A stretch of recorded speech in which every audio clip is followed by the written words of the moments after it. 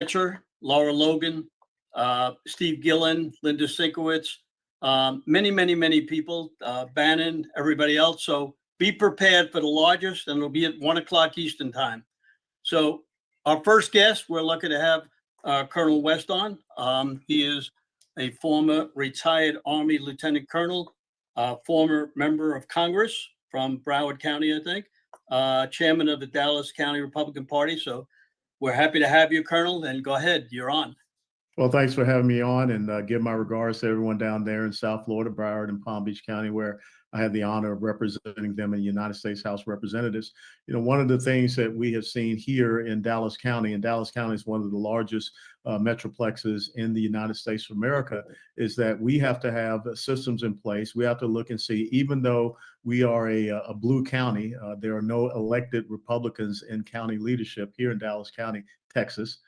We have to start looking at how we can start to peel back the onion and getting more control of the electoral systems and election integrity here, even in this county.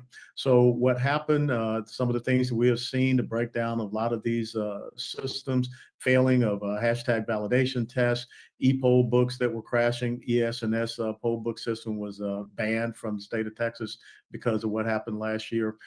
We sought out and we got 2 resolutions passed at the County Executive Committee meeting this past September that would enable us to move on election day only, because that's where we really do have the most amount of control over the process. Election day in the primary, March the 3rd of 2026, is that we will have, not countywide, but we will go back to precinct-based voting.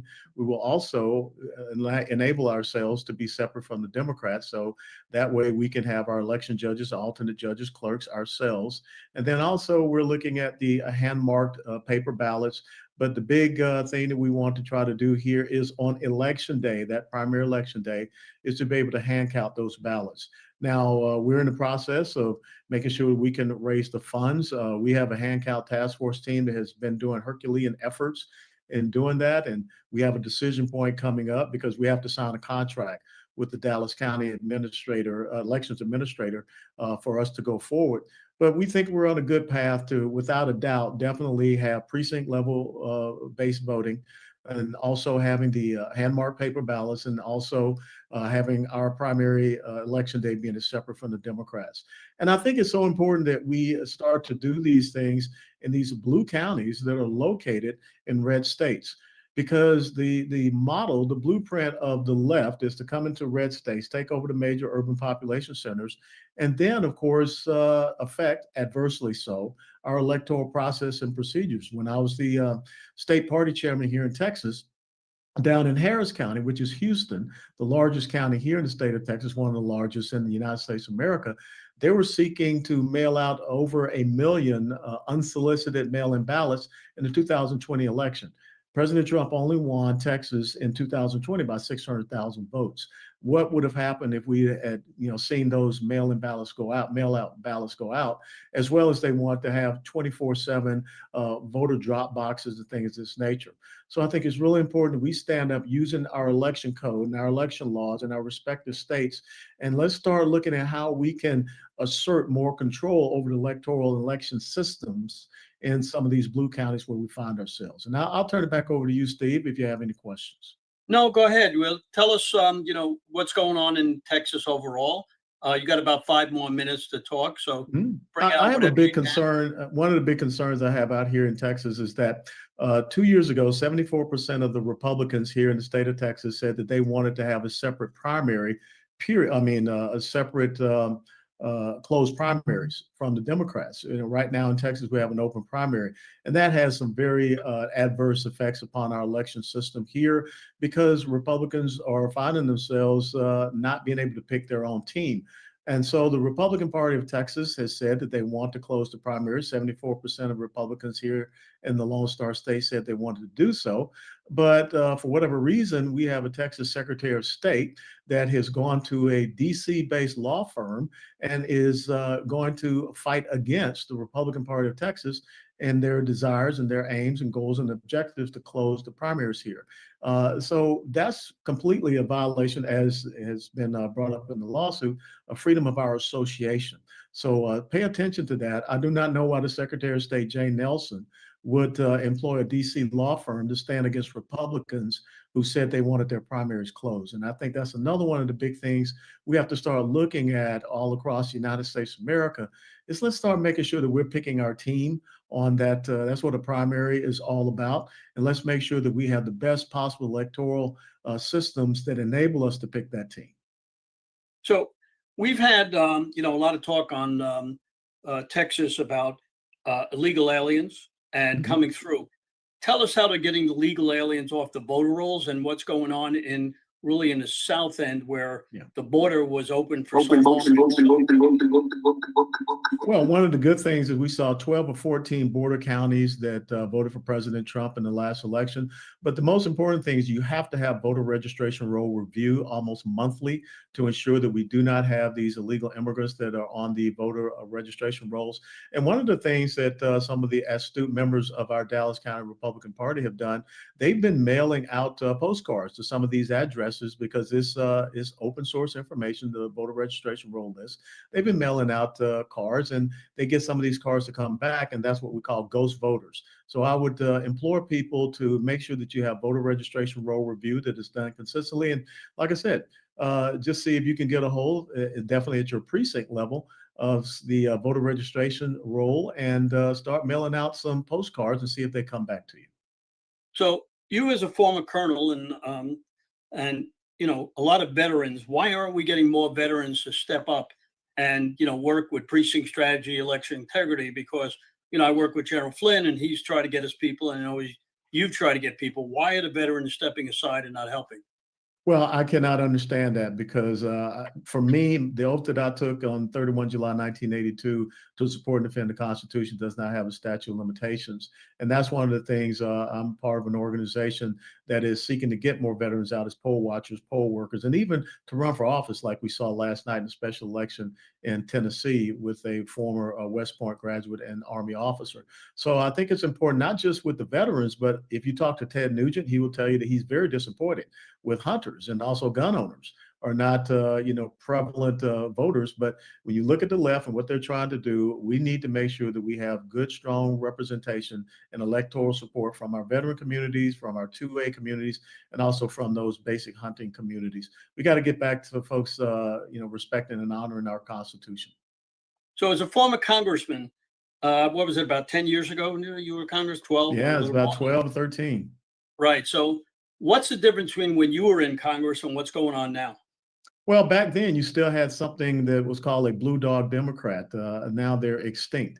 What I saw in my time was you were starting to move toward that leftist lurch, and they were going after and targeting a lot of these blue dog Democrats who pretty much are gone. Look at the person that ran on the Democrat ticket in that special election last night.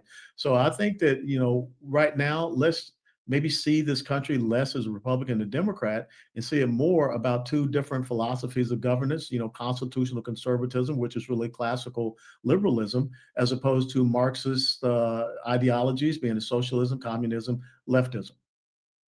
So we have a lot of people on that are on from Texas and all our podcasts and everything. How can people get involved in Texas? Because if you look on the Texas GOP, you cannot get anybody's phone number to speak to them. How would you get people involved? Because in many states we've run precinct strategy through with Dan Schultz, and we're trying to get more people involved. We have 400,000 slots, 200,000 people involved. Certainly, we need more people involved in Texas because they told Yeah. me you're only about 40% fill in a lot of counties. Yeah, one of the things that we are doing, we are looking at how we can, size down some of these precincts. Some of these precincts have been taken off the board, but we still have about 725, maybe 750 precincts here in Dallas County. You can go to dallasgop.org, dallasgop.org. You can learn more about the efforts that we are having here to go back to the precinct level voting and also the hand count with the paper ballots, you can, if you're a resident here in Dallas County, you can sign up to be a volunteer on election day. We would appreciate that, to come and help us. That's the main restriction. But if you want to donate to that effort, we do have a restricted account that those funds will go directly to that effort, but also support the party as a whole as we stand up to make sure that we are recruiting our judges, alternate judges, our clerks, and what have you, so that we can have a successful election day next year. Well, thank you very much for coming on today, and we'll try to get you on again. We appreciate your time, and thank you for everything you're doing in Texas. God bless you. Merry Christmas, Steve. You got it. You too. Raj, you want to bring down, we're going to have Dr. Prasetti Malati and Stan Woodward. Dr. Malati is a surgeon. She may have some patients right now. She's a precinct chair and organizer of hand counts, which is very important. So, Doctor, you want to come down, and let's get Stan on there too, if we can. Are you unmuted? I'm unmuted. I think Stan is not unmuted. Stan Woodward. All right, we'll try to get him. We'll try to get him unmuted. So you go ahead. Okay, I'll just get started. So just so you know, I am one of the organizers for our hand count task force in Dallas County. Stan Woodward is the chair, and Stan is there. So if you want to introduce yourself, Stan, real quick. Yeah, thanks, Steve, for having us on. You got it. The doctor and some other of her friends in the party asked me to kick this off this summer, and it's been quite a process. But Preeti can walk you through kind of how the evolution of this has been and how it started. Yeah, I'm thinking just because there's probably a lot of the audience is from Texas, or a lot of speakers from Texas. So this is fairly Texas specific, because as we all know, each state has very different laws. And when we all are looking to turn our elections I think most of us feel that a hand count, paper ballot, in precinct voting, in precinct counting, no machines, is the best, most transparent way to have elections. When we're trying to thread that needle and try to figure out how can we get from our point A to that point Z, each state is different, a different pathway, and each county is a different pathway. And in Dallas County, you know, we have a very large county, many precincts. And so we were interested in doing this 2 years ago. Even this effort had started, but it didn't succeed for a variety of reasons. Not having infrastructure, not having really the right group together, and not having the expertise. But in Texas, as we know, we really don't have much control over our general elections. Especially if you're in a blue county, it's the county commissioners. And if they're all Democrats and want to keep elections at status quo, then we don't really have much power. But in Texas, for the primary, we as a county executive committee have that power to change the way we want to do our primary. So we thought about this 2 years ago. We didn't have, we weren't able to really push it forward at that time and even bring it to a vote. But this year we have, new leadership with Chairman West, who is supportive of this effort. We had President Trump in office. There was a lot more education out there. So we thought we wanted to attempt this again, but we knew that we needed a really good strategy. So in June, a few of us got together and decided to build a team. And we were able to capitalize on some of the other counties' efforts, and Travis and Gillespie, and get expertise. And one of our wonderful consultants, basically, who helped us, is going to be speaking later in your talk. But she helped us kind of organize our thoughts and how we would organize our task force. And so we had to look at it at all angles, because we knew this was going to be sort of a big organizational issue to get ourselves up to speed on understanding the laws and how we could strategize on this, and B, getting the pieces together. So the first stage was really analysis of what are the legal aspects, what are the training aspects, staffing aspects, funding, how much money can we get from the state, how much can we get from the county, how much do we need to raise ourselves? Because as we all know, a paper hand count, paper ballot election is going to be less expensive. 100%. It's going to be less expensive than a machine election. But to do this transition and change over, we have to overcome a lot of hurdles. And so we need, there's some funding requirements that we would need. We anticipated to make sure that we did this responsibly, that we would have backup plans, et cetera.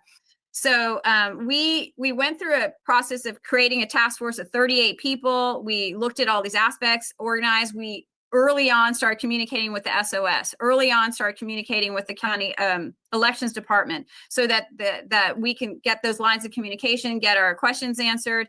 And we knew there was going to be delays that's going to be hamstringing us. And so we did that. We started educating also our own CEC. We wanted to build up towards our actual vote, because in Texas, you need a resolution from the CEC to then move forward. And so we were able to do that come September 15th. And that's when we had a vote. And we had a plan A and B, basically, that we have our full effort to move forward with the hand count paper ballots. And then we had a plan B of just at least making it precinct only. Now, one thing that you guys should know in Texas, we have early voting, absentee and election day. And the laws are very different for those processes. And when we looked for our county, we knew it was going to be almost too complex, have to go through too many hoops to be able to responsibly get early voting completed in our mind. So we decided to focus on election day, which is really the ideal one day. We wanted to also, in a way, if we could do election day, hand mark paper ballots, hand count in precinct, then we could maybe drive our voters to vote with their feet and come vote on election day rather than early voting. So that's kind of what our strategy has been. And I don't know if Stan wants to take it from here. So we got that vote, and then we've been putting the pieces together and working since September 15th on actually the implementation. And Stan may want to take it up from here. Sure. Yeah, I guess I know we don't have that long, but I want to emphasize that one of the things I noticed coming in, I run software companies and startups. And so they asked me to come in because I don't bring in a lot of the, I've been working on election reform from the machine side for a while. And there's some people on this call that, have trained me up since 2018 on the machine side, but have poll watched and worked elections and things like that, but mainly run software companies for a living. So I just approached it like a startup and built it from ground up. One of the things I noticed that's really encouraging, I think for everybody on this call, is in Texas, I don't know how it is in other states, but in Texas, the counties, other counties really helped us out a lot. Like took our call. We still do. We have conference calls with other counties. We all are not using exactly the same method to either tally or count or aggregate. It doesn't really matter. What's important is that in the past, there might have been differences and maybe even turf battles. I don't see any of that. I see everybody cooperating and trying to get on the same playing field with how to work through these landmines and the law and the precinct challenges and the like, for example, combining precincts. We were allowed to do that this election. Well, that's huge because that drops your number. If you're doing a hand count, that drops your requirements for people down quite a bit, especially on judges. Going from 428 in a big urban county to 308 is a big deal. So, but you also then need to think about people that you can staff it with that are not working the election. So, none of us have election departments. So you have to find those resources. And then the funding is, for a big urban county, is a way bigger problem. I'm not really seeing that as an issue in some of the smaller counties. They're able to get through any differences in reimbursements and contributions from the county pretty easily. Our scale is so much more massive. We have to make that up. So again, went into this knowing kind of what we wouldn't have, what support we would have from the county and from the state. And we just prepared and said, well, we're going to take the things out that we want to control, like ballots, the chain of custody, counting, tally sheets, all of that. Got a great team put together to do it. And again, we're sharing best practices with all these counties all over the state, and in some cases outside the state. So that's what's encouraging to me about what's been going on. So tell us a little bit about your county and how many people you have involved, how many different precincts, and, are people getting involved in what they're doing as precinct committee people? Yeah. So, and Preeti, if I get off on this, so essentially we have, like Alan said, close to 800 precincts, slightly less. We only have precinct chairs for about 220 to 240 of those. So we need a lot of precinct chairs. Okay. Just full stop. So with the precinct chairs we have, they're asked to do a lot. There's a lot of new precinct chairs that we brought on. So those people are asking to consider being judges, be clerks, be counters, and really in the counter side, go get 10 of your neighbors to go count. If you have 230, 40 precinct chairs, all they have to do is get 10 people to volunteer that they know to count. Now you've got almost everybody you need that you need to count on to count on election night. And that's how it used to be. The judges would go get their neighbors to do it. So that's what we're doing. We have backup plans, but that's essentially what we're doing. We're leaning on the precinct chairs to show up in some way, get volunteers from their neighborhood or from their friend group to sign up. And we're already, I don't know, we're heading towards about 800 counters, and that's just grassroots. We haven't even done a PR ground game yet. We're in the holidays, but we're already at that point. We'll need about 3,300 total counters. We'll need to sign up a bunch of judges, given that we're doing precinct only, non-joint. We'll have to move a lot of people that used to be clerks into alt judge positions. So it's a heavy lift, but we can do it, and we're hoping we get a chance to do it. Thank you very much. Well, we appreciate Dr. and Tom coming on. Raj, are you there? I am. All right. Yeah, Raj, check to see if Garland is on or his wife is on. He was having a problem getting on. He had some technical problems. Got it. Look for- Garland is not on. Look Garland for is not on. Tamara Favorito. Okay, I see Tamara here. Stand by. Yeah, put her on, and he should be on her computer. Great. Tamara, if you Yeah. could unmute. Thank you. Garland is on. I see him. Can y'all see him? We can hear you, but we cannot see anyone. The camera's off. Well, my camera's off, but Garland is on separately. I can see him. Okay, got it. Let me just check the settings here. Yeah. Garland, if you want to try and unmute. Okay, there you go. Go ahead, we go. Garland. All There we right, so we go. got Garland Favorito finally made it, an info technology guy for 40 years, cybersecurity. He's going to talk about the best in Georgia. He's from votageorgia.org. He's on Cleta Mitchell Zoom all the time. One of the backups for everybody. Fantastic guy. Thank you for coming on. Hey, thank you, Steve. So just in about 10 minutes or so, I want to just let you know that we have things are moving in Georgia. And Tamara can possibly add a little bit to this. Most of the things I want to talk about, we just went over last night.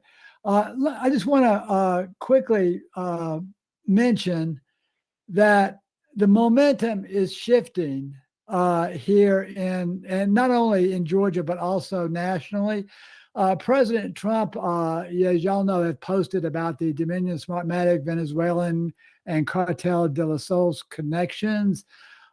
This is things that we've known about since January, and finally it gets Trump is actually mentioning these things. He's posted, as y'all know, that he's going to lead an election integrity initiative with more executive orders. We're awaiting those. But in Georgia, this week, the Fani Willis criminal case against the president and 18 of her political adversaries was dismissed. So that is a huge thing. This has been a 3-year ordeal for all the people involved, at least 3, maybe 4.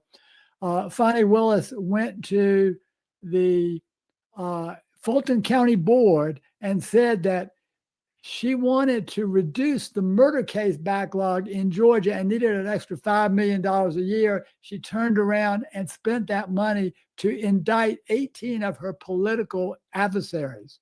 We were the first ones down here to call for her impeachment, and then we are going to continue that effort in the next session of the General Assembly. So a few of the accomplishments we've had, I think this will be of interest to everyone on the call.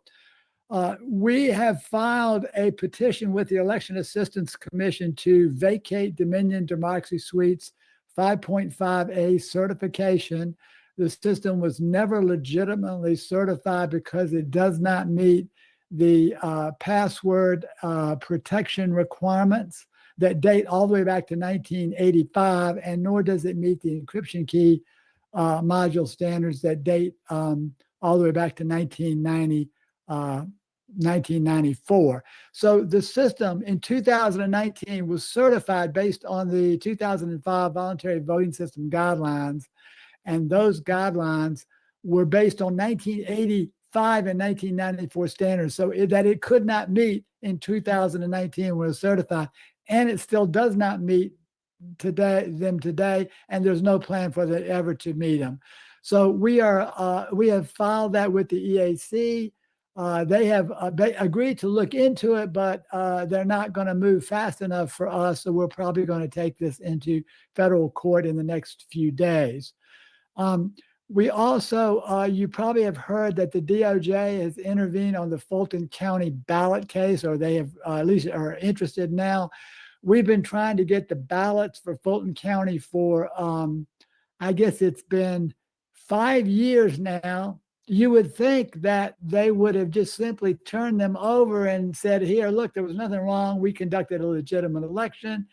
And here's the proof. Well, no, they've hid those ballots from the public for 5 years. We won a case in the Georgia Supreme Court for standing, and the Fulton County judges are still shuffling stuff behind the scenes to try to prevent us from looking at the ballots. They're telling us that they don't have them, but they told all the courts that they do. There's a whole big mess there, but we have reached out to the DOJ, and we've now got both the criminal and civil divisions of the Department of Justice of the United States seeking the ballots. So seven different entities, including the State Election Board, and 2 or 3 civil cases, are all wanting the ballots from the 2020 election. So now we've got some DOJ help.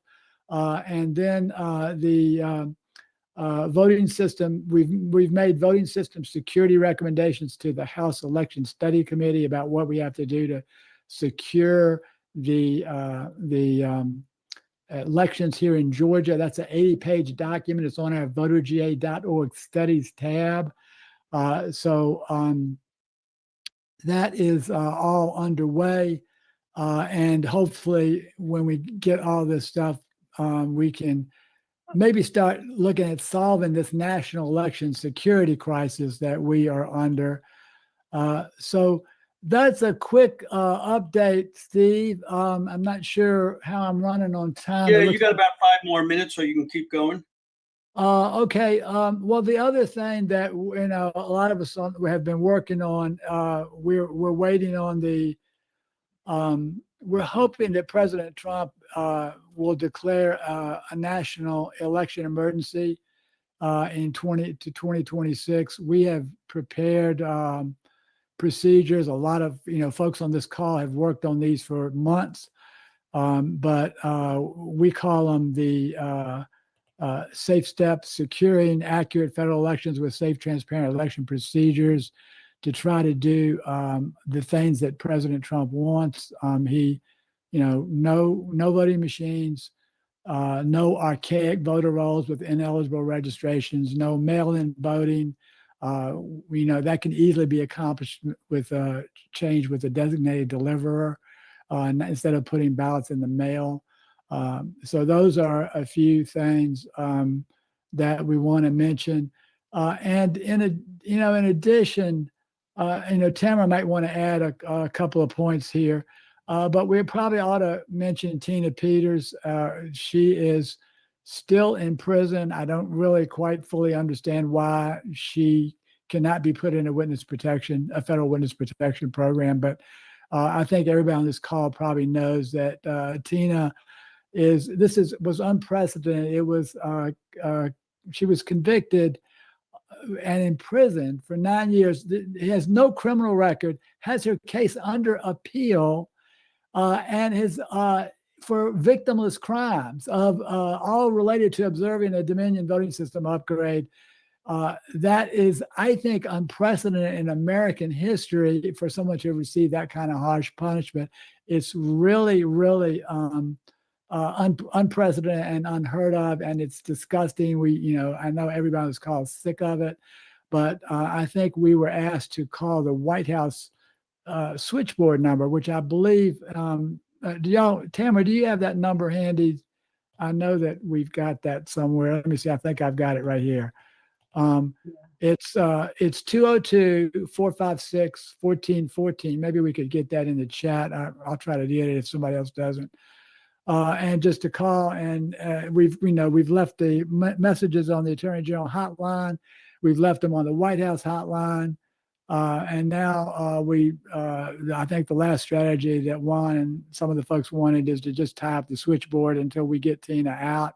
This is absolutely absurd. Every day that this goes on is a day in which our adversaries count as a victory. So we need to really get that done right away, and then follow that up with, resolving this election security crisis. So I think that's my 10 minutes, Steve. I'll stop there. And all right. Well, thank you very much, Garland. If they want to get a hold of you, a lot of people ask how to get a hold of you. And since there's so many people on, we can't just put it in chat. Could you advise everybody how to get a hold of you if they want you? Sure. Email is garlandf@voterga.org. And Tamara is tamara@voterga.org. Those are our email addresses, and we will, get back with you right away if you got something you want to check out. Fantastic. Well, thank you very much for coming on today. You have a good holiday. Next up, Raj, I don't see Sam Sorbo on, so we'll get Mark Cook on if you see. I'm right Sam. here. Oh, Sam's She's on. there. Sam's I'm right here. Looking All right right. at you. All right. Well, that's fantastic. I was trying to get a hold of you and we couldn't get you. So Sam I've been is going to texting talk. you. I know. I don't know. I So Sam's been on the whole time. she's our All right, education freedom activist. We're happy to have her. As you know, we always have technical difficulties once in a while, so I'm glad she slipped in there through the cracks. We love you. She's been on all kind of programs and everything, and we're happy to have her gone. So come on down, and we appreciate you coming on today. Well, I appreciate you, Steve. Thank you so much, and Raj for giving me a small platform, or a large platform, I should say, to share a little story. And actually, this goes a little bit off of the last, the Tina Peters story, because it is parallel. It runs parallel to that story. It's a story about a parent who, his little girl came home from school. She was 9 or 10 years old, and she said, "Daddy, how do you know what your gender is?" And he said, "Well, you're born with a gender, and that's the way you're born, and you're either male or female." And she said, "But that's silly, Daddy, because in school today, I was given a quiz about gender and sex and preferences, and everybody knows that it's a spectrum." And he did a little bit of research, and what he discovered is there was a queer witch who had been given the right to conduct sexual surveys of children in the school system, in the government-run school system. This is a third-party survey. And so he complained because he said that it was a violation of the Protection of Pupil Rights Amendment and also the Family Educational Rights and Privacy Act, or FERPA. And so he submitted a complaint back in July of 2024. It also alleged then that there was retaliation after he complained and destruction of records. And so then he spoke to the Student Privacy Policy Office and the Department of Education, and he reported the civil rights violations. And this, of course, was all before President Trump was elected.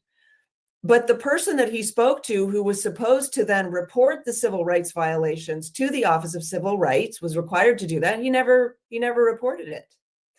And since then, this guy, this dad of little girls, has been actually targeted by his school board, the school system, and of course, their taxpayer-funded lawyers.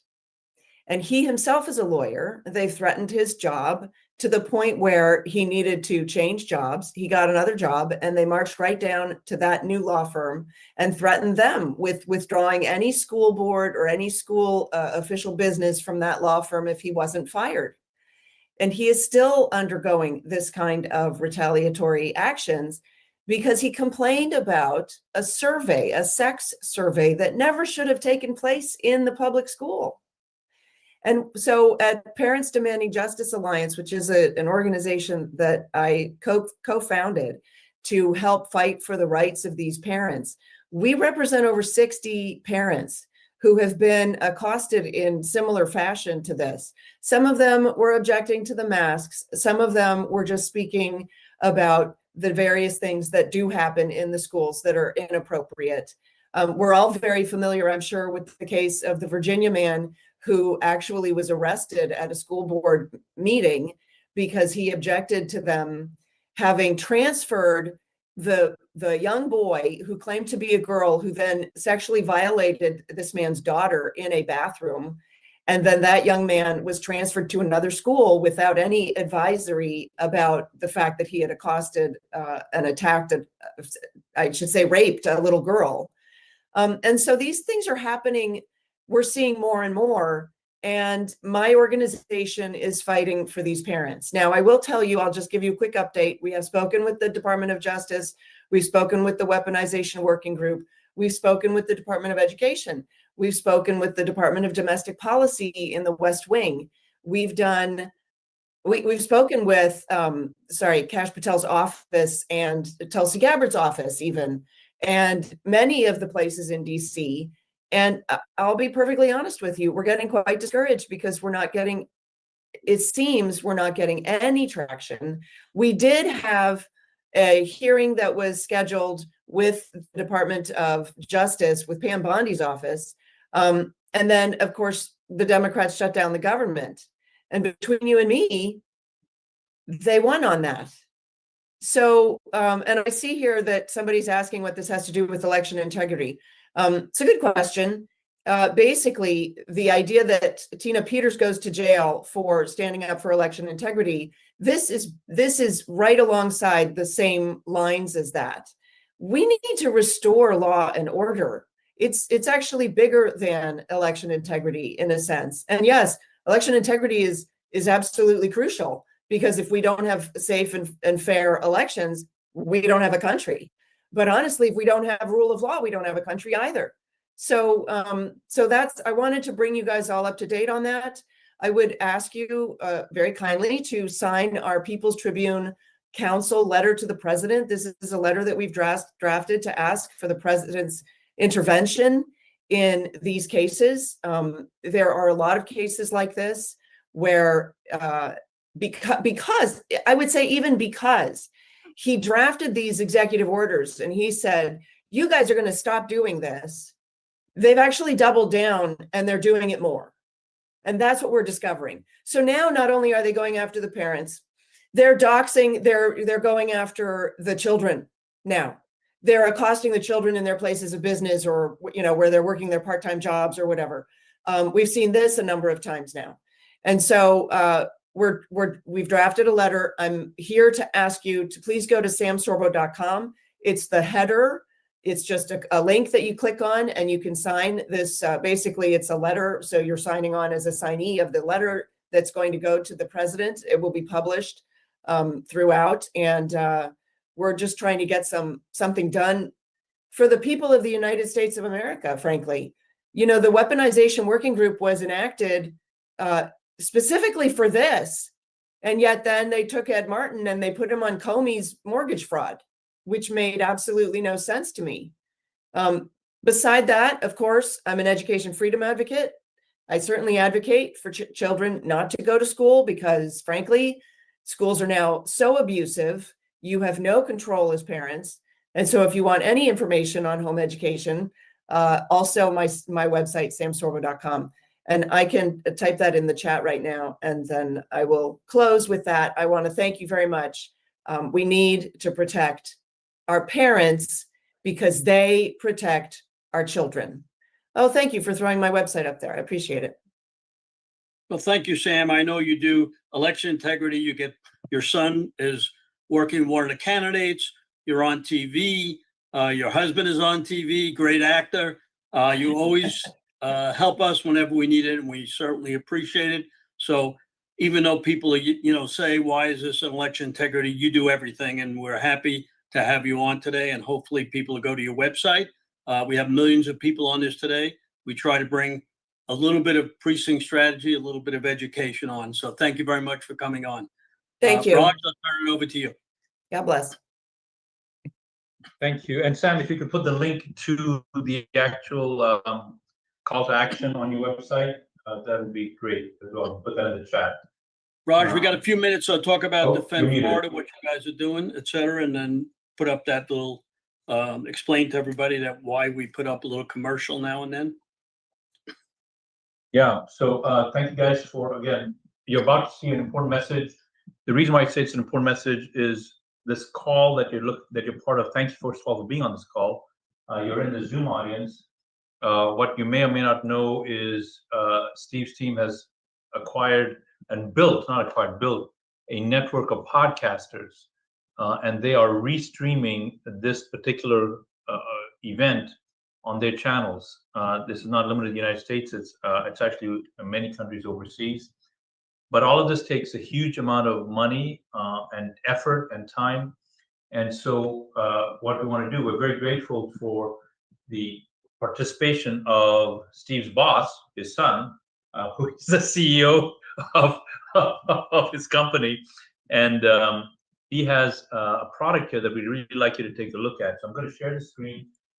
Please take a look at it. This is an excellent opportunity, especially with Christmas coming up here.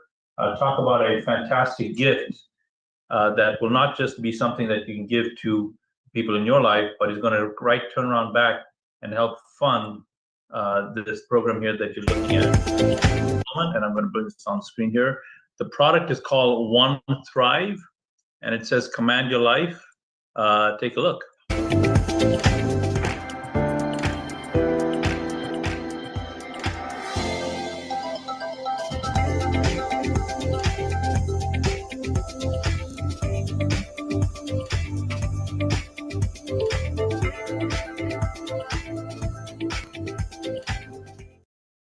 So, guys, it's available there on that website, which is One Thrive. Let me put it back up here. The website is One Thrive. Please make sure you take a look at it and keep it in mind for all of your Christmas shopping, Christmas decorations. All right, a quick update on Defend Florida. So we continue to work and push for election reform in the state of Florida. We are having a phenomenon where key legislators are not willing to meet with subject matter experts on the election process, but they are willing to meet with lobbyists and special interest groups. So we are looking at how we can actually get a special interest group or lobbying resource to help lobby for election integrity reform. All across the state, across the country even, we are seeing in some areas a clampdown on free speech. This is driven by conservatives in many cases. And if that is happening in your area, we want you to stand strong. The First Amendment in the United States has been given for the reason of everyone being able to express themselves without fear of retribution. We are finding within the conservative movement that certain conservative organizations are now saying that they want to have unity by having people shut up. And so that is never, never, ever healthy. So I want to encourage you to do what we're doing here, and that is standing strong, organizing to make sure that if you have an area of improvement within our political system, be bold, be vocal, and be loud. And you being on this call is part of that. So Steve, thank you for that. I'll hand it back to you. So Mark Cook is up. Find him and let's bring him down. He's been on Great, before. Mark. Yes, go ahead, Mark, you're up. Howdy, welcome everyone. All right, so if anyone doesn't know who I am or what I'm doing here, I founded handcountroadshow.org, and I did that because I realized we have a massive education problem, and I wanted to do everything I could to empower as many people across the country with the knowledge necessary to fight this battle that we are in. And that battle for me, it boils down to our elections have been stolen from us. They've been completely usurped and put in the hands of corporations and parts of government and agencies that run and control all of them. And then they hide behind the laws. And we, the people, barely participate at this point. And I was Tina Peters, lead forensic analyst. I saw what she had with my own eyes. I was the first one to look at that stuff, and I realized what state we were in. So what we've got is still a lack of understanding by a lot of people around the country. We have not done a good enough job of educating, and I'm continue driving county to county. I live in a trailer, and I pull it with my truck. I've been to probably 30 states at this point, and I'm going to continue this journey for as long as it takes, at least another year, if not two, possibly all the way up to 28, to educate as many people as I possibly can. And not just the citizens, but I enjoy meeting with election officials while I'm in town, or county commissioners, city council, sheriffs, everyone that I can directly interact with and bring this information, because a lot of people aren't seeing what we see online. They're not in our echo chambers, and they are absolutely clueless about a lot of this. And I know it's hard to believe, because we are in a nice large echo chamber, but it is just an echo chamber nonetheless. So we've got to really work on breaking out of that and educating the middle American, so they understand what the problem is. Because when we've got the people in the middle, that huge group in the middle, really pushing for change, we're going to get a lot more change. If our small group is pushing, we're going to be fighting pretty hard to make that happen. So the old school manipulation, I call retail manipulation. The new generation is wholesale manipulation, which is designed to be hidden. It's largely invisible to most everyone, and really requires cyber experts to even see it or analyze it, which makes auditing elections impossible for 99.9% of people. But that is by design. That was not an accident. And then we've got leadership that are in positions that seem either they're unable or unwilling to understand the wholesale manipulation that we're all experiencing. And if we focus only on the retail manipulation, we're going to lose our butts. And we actually just saw that in 2025. Because most people have been focusing on that. And I'd say, I'd love to see an executive order. I did help write an executive order with a bunch of people that are on this call now. I don't think it's guaranteed. I am planning for the worst. I'm planning for no executive order to come. And then what do we do? I'm planning for, let's say, a little bit better case. An executive order does come down. Well, what's going to happen when it comes down? Is everyone in the counties all across the country just going to say, okay, we're going to follow it? I highly doubt that. There's going to be some counties and some states that are going to throw the middle finger up at an executive order, and they are absolutely not going to follow it. They don't follow existing laws. Do you really think they're going to follow some executive order that comes down from a person they hate? So think about reality in how we're going to deal with that situation when and if it arrives. We still have very vulnerable systems. We've got massive lacks of transparency. We've got laws not being followed. We don't have anything being enforced. We're struggling to try to get things enforced, but we're not being successful yet. We seem to have a little bit of an asleep DOJ. I really hope it's just because they're working in the background. But I think everyone on this call realizes we have not seen what we expected to see in this first year with regards to our elections. And if it was truly important to them, I would have expected to see a little bit. I wouldn't have expected to see 2025 slaughter that we saw. We still have abusable processes, abusable systems. We've got virtual voter registrations floating in. We've got virtual ballots still floating in with the mail-in ballots. And God bless President Trump for making some public statements about this. But public statements don't fix the problem alone. They bring maybe a little bit of awareness, but they're not actually fixing anything.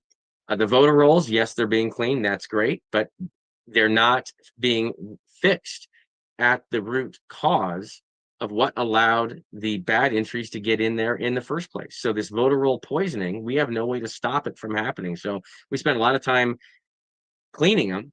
And like Sean Smith says, it's like sweeping a dirt floor. So it's a temporary thing. And we don't have any way to know if there aren't shadow databases out there. There's no way to disprove them. That means like a public auditable database and then a shadow operational database. And then if they are running the shadow operational databases, which it looks like they might be doing, then that's why we are playing reconciliation theater for years and years and years afterwards. You know, they've got all of our efforts focused on cleaning up a voter roll system that we can't clean up because it's fundamentally broken in its very design. And then we got signature verification still being used to inject phantom ballots. Basically, signature verification that can't even be done, isn't being done from anyone authorized to do it or trained to do it or certified to do it, which allows rampant mail ballots and phantom ballots right through that system. And it doesn't even matter what the signature is. A ballot that shows up by mail, there's no way to know who actually filled that ballot out. So checking a signature actually does nothing. It's security theater is all it is. It's a warm fuzzy, but it doesn't guarantee that that ballot was filled out by an eligible voter because we have no idea who actually filled that ballot out. We also have no idea who signed the envelope. So we're checking a signature. We have no clue who put the signature on the envelope. And then we're considering that signature in consideration of allowing a ballot to come in, which we have no idea who even filled that ballot out. That is a massive problem. And that's why we must get rid of mail-in ballots. And if you guys want to expose the signature verification system for the sham that it is, contact me privately. I can help you do that. We could blow that whole signature verification system totally up, which I believe would probably blow up mail-in ballots as well. It'd be a knife right through the heart of it. There is no transparency in tabulation, electronic tabulation, as we know. So God bless everyone that is forcing the hand count processes to happen, even if it's a parallel hand count like we did in Searcy County, where the state required the use of the machines, but the county said, okay, well, we're just going to hand count all these ballots afterward anyway, after they go through the machines. That is a great idea. And if people can make that happen, it'll get us much closer to the final solution. Plus, if everyone knows, the bad actors know that you're going to be hand counting all those ballots, they're probably going to leave your county alone because they know they'll get caught very easily. It gives people an ability to practice the hand count procedures and grow a group of people to be able to do that as well. Election night reporting has been pretty much ignored in this 5 years. It's still blindly trusted by a majority of this country. And the election night reporting is a problem. It's a central area where all these individual results flow from all the counties in the states through this ENR system that is run by a couple companies, a handful of companies and an organization, and then the rest of the country just blindly believes whatever comes out of this. So if any of the companies involved in the ENR process wanted to skew results or cover for skewed results, we have no way to detect that. And it's very simple to protect us from that, but we've got to start taking some action to do it. All we need is a parallel citizen election night reporting system. An ENR system, totally separate of the networks, totally separate of Edison, totally separate of the newspapers, one that the citizens go get the results right from their counties, and we report it in our own system to ourselves, and we aggregate all the totals to see what the real state totals are and the real federal totals are. And if you'd like to be involved in putting that together, contact me directly and I'll get you involved. We also have the, yes. Tell them how to contact you directly. Contact me, number 303-990-2660. And I can put that in the chat as well, 303-990-2660. Oh, I missed that one. We'll get there. All right, fat finger there. All right, so I only got a minute or so left here, so I got to go quickly here. 1 minute and we got to go. Okay, so the dangers I see, you've seen this whole thing about Liberty Vote being better because it's not Dominion anymore. It's exactly the same under the covers. Don't fall for that. The Venezuela stuff that's going on, be very careful there as well, because that has an ability to distract from known proven existing abuse vectors. It also keeps the money flowing through the existing systems. It crowds out the credible reformers like the rest of us that are screaming about all these other areas of abuse. So we need to focus on that as well. We need to make sure we push the counter narrative on that. It's not just about Venezuela. If we fix Venezuela, and let's say Dominion was manipulating things, great. That doesn't fix all the other abuse in our system. So we have to focus on all of the other areas and not this one, let this one cloud over everything else. And then, of course, we need to end mail-in ballots. We need to let our Data Go initiative. We need to train poll watchers and reporting systems. We need to bring back exit polling, make Election Day great again, hand count army, the progressive election platform, and then end mobile voting. So contact me for more, please. I've got a lot more I can go over. Thank you very much. Next up, we have Darrell Day, a Dallas election activist and former city councilman, among other things. Go ahead, Darrell. You got to unmute. Darrell, if you could hit the unmute button on your computer, bottom left corner of your screen. There you go. Do you have audio now? Yes, Yeah, sir. we're good. Hi, good to be with you all. And kudos to Mark Cook. The Hand Count Roadshow has been a tremendous success from what I've seen. I think it helped light the fuse in Texas to start a lot of counties hand counting ballots. So kudos again to Mark Cook for what he's doing. And I'm a MAGA guy, but I'm also a Mesa guy. Make elections secure again. We've gone in 100 years, we've slowly moved from very secure elections to convenient but very insecure elections. 100 years ago, New York cops on the beat actually went door to door to verify that everybody living there was actually a registered voter. So we've gone from that to, I know people who've received 10 mail-in ballots at their houses. I know other people who received mail-in ballots for their parents who died several years before that.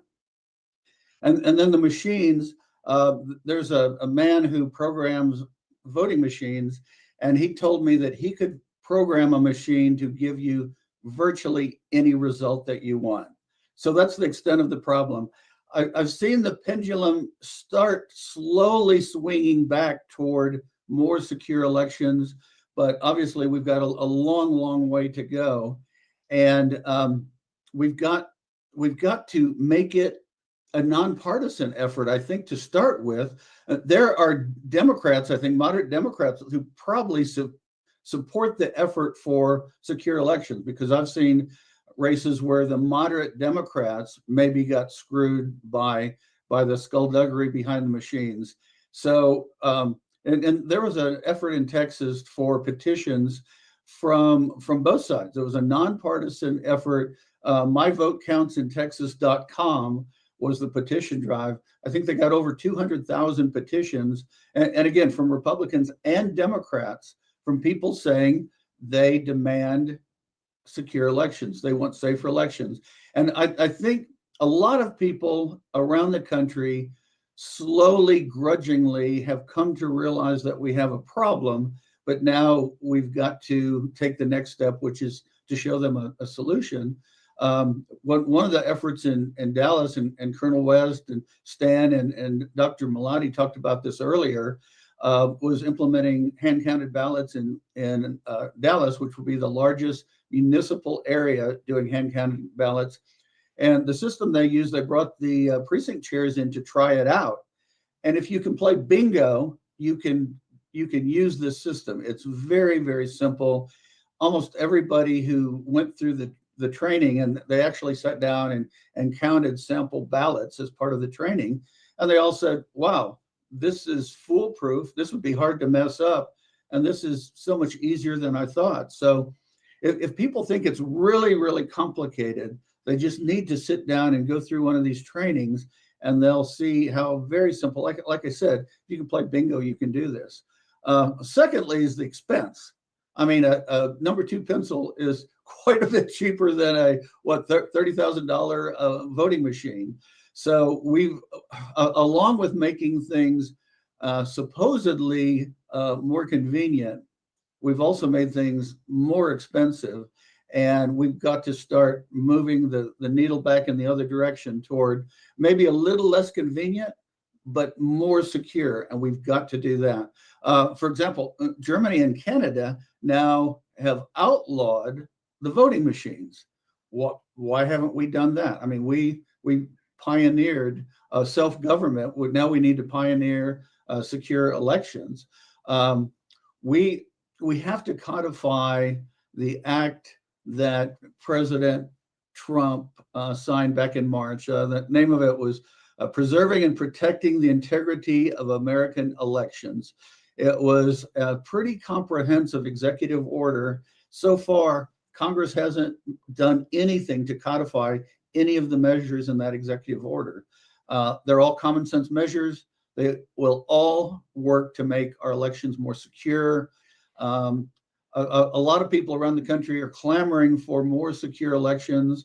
Obviously, we all saw the problem in 2020. So we've acknowledged the problem. For God's sakes, let's start moving toward the solution.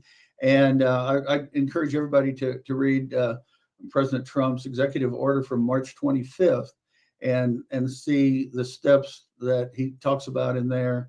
And like I said, it's all common sense steps that will make elections easier, simpler, and more secure.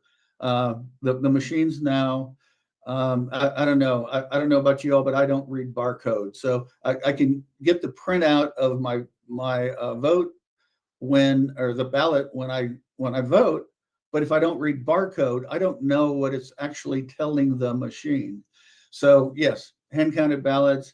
And we also have to get rid of county-wide balloting, which has been a abject disaster for election integrity. And then, of course, mail-in ballots. Mail-in ballots were initially devised for our servicemen overseas to vote, right? So we've gone from that to somebody sitting in their mom's basement playing video games, not wanting to bother to run down to the local school to vote. So mail-in ballots have gotten out of control. We've got to scale them back. That's part of the executive order that President Trump signed.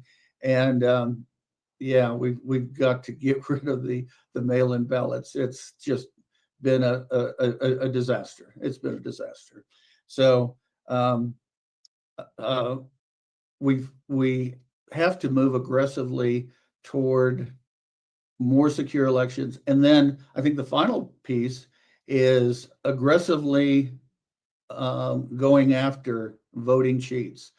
We haven't seen enough voting cheats perp walked.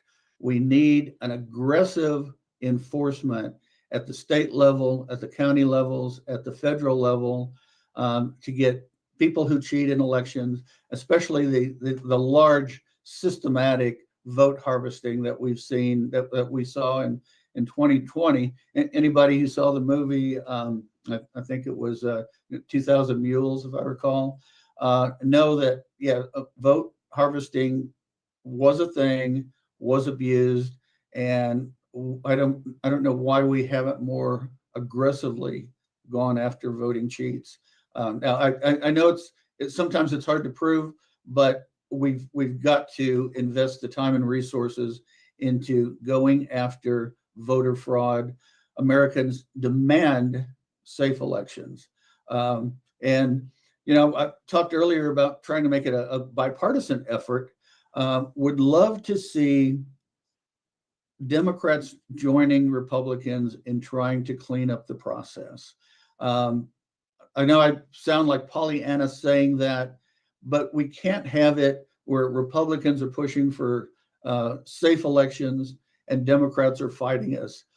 We can't have President Trump advocating for safe elections because the Democrats will just instinctively, reflexively fight anything that President Trump advocates, even if it makes perfect sense. I mean, if President Trump tomorrow said he loved apple pie, Democrats would try to jail every baker that makes apple pie. So we have to get away from it being a partisan effort. We ask independents to join us, libertarians to join us, moderate Democrats, please join us. Everyone is in this together to make U.S. elections safer and more secure. And if it's at the expense of a tiny bit of convenience, so be it, because we have to have safe elections in this country. Okay, thanks a lot. Raj, you want to see if Mike Lindell got on yet? If not, we'll get John Goodman on in his place till we can find him. Stand by. Mike is not on the call at the moment. Hang on, I'm waiting for his assistant to let me know. They haven't got a hold of him yet, so put John Goodman on there a second. Come on. So you can Great. find John. John, go ahead and unmute. Do it again, John. There you go. Great. Okay. Hello, everyone. I'm John Goodman, and I'm a member of the Florida Election Integrity Committee. And I'm going to I'm a last-minute speaker today, but I have some interesting information for you. First of all, I admire Mark Cook's hand count campaign. We have to go to hand count paper ballots. The voting machines are not trustworthy. So I agree with that. I believe Mark released a 17-page draft of an upcoming EO. I'm not sure if I have the right Mark Cook, but I believe it is. I've been fortunate enough to read that. I read it in May. And this is not an EO that is your normal EO. For a few of us that have been privileged to be able to read it in advance, it's no more slap on the wrist. It is going to be a federal election interference charge. That's number one. Number two, of course, Donald Trump's going to sign an executive order, because if he doesn't, and the Democrats are able to use phony mail-in ballot to take back the House, they will impeach Donald Trump, and his policies will be stopped cold. And they will, as Ms. Sorbo said, increase transgender in schools. They will expand transgender just in the population. So Donald Trump has the most skin, along with the country. He has the most skin in the game over anyone. As far as enforcement, I'm just going to repeat what Dr. Corsi said. I'm not going to get ahead of Dr. Corsi, and I'm not going to get ahead of President Trump. But as has already been said today, Donald Trump's going to declare a national security emergency on elections because now there's proof that that China tampered in our 2020 election with a fake ID scheme. Some of you may have read that from John Solomon. And Kash Patel has made some arrests, has the IDs, and then he's going to invoke his Article 2 powers. And you know what? The Supreme Court does not hear Article 2 national security cases, just like they don't hear cases of pardons. And that's how Joe Biden got away with those 10-year pardons for everyone. Hey, That's John, why, yes, give me a second. We'll get you back on a little bit later. We got Sure. Mike just came on, okay? sure. All right, Raj, Mike. you want to put Mike All on? Thanks, John. We'll get you on a little later. Okay, see. Stand by. Stand by.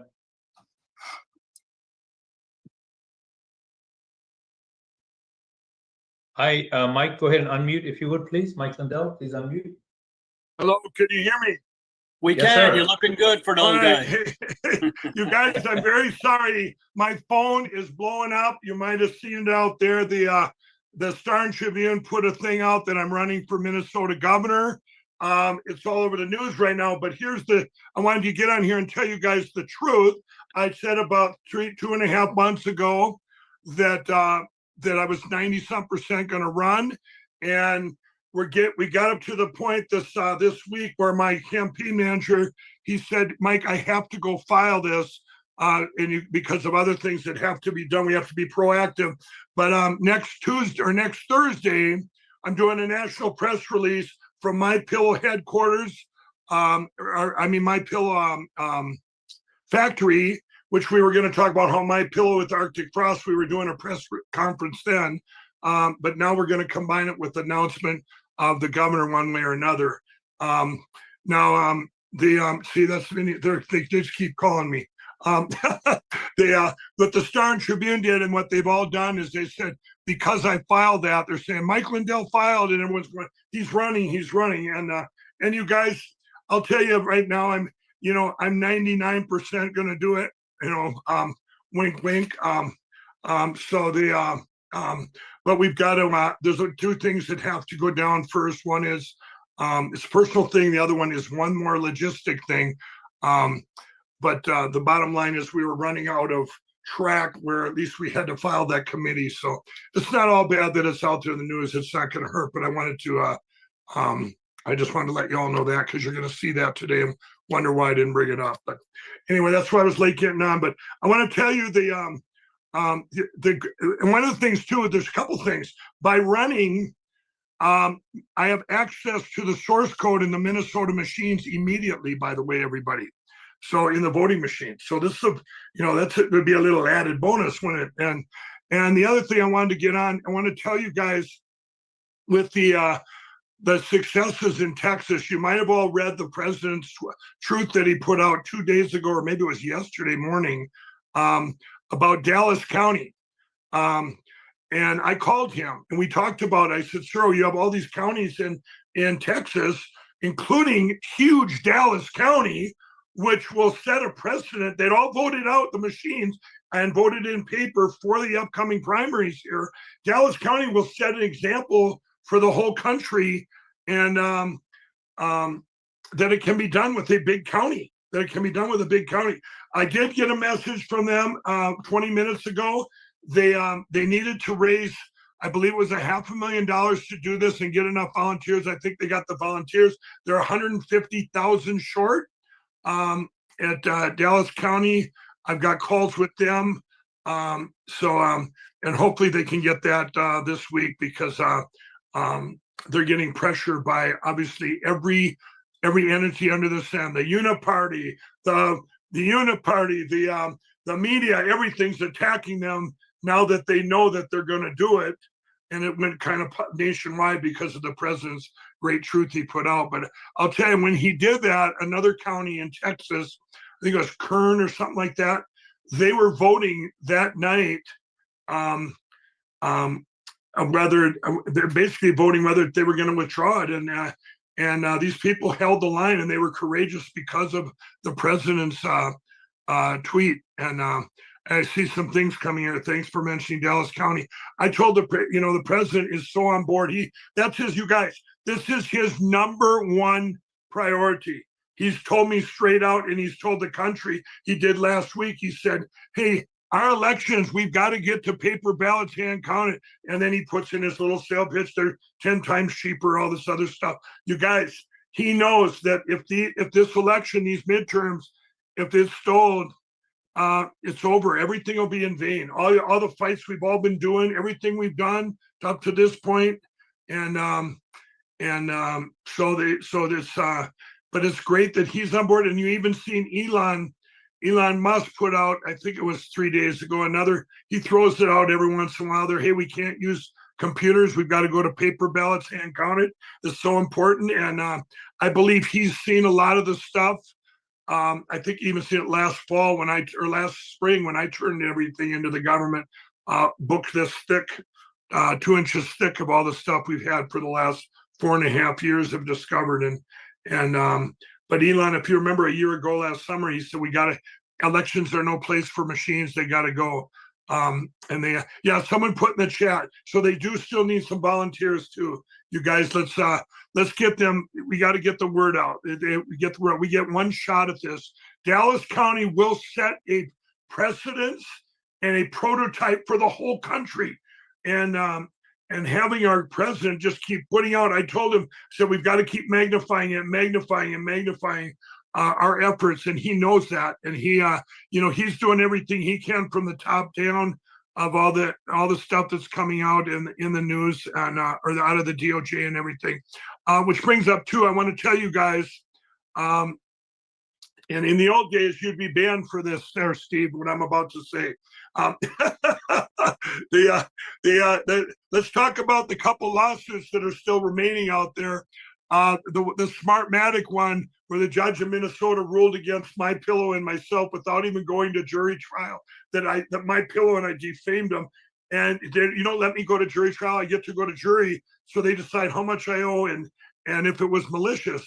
And I guarantee it was truthful. You can say whatever you want about that, but they after that, all the whistleblowers came out for Smartmatic, all the evidence come pouring out with these whistleblowers. And then also that Smartmatic was criminally charged as a company, I think all over the world, Philippines, everywhere. Well, they it's kind of funny. How do you defame the mafia or whatever, you know? So there is that we're going to be bringing that back to that judge in Minnesota and saying, I hope it's like my cousin Vinny saying, in light of this evidence, case dismissed, right? And then, but the other one you all need to be very aware of.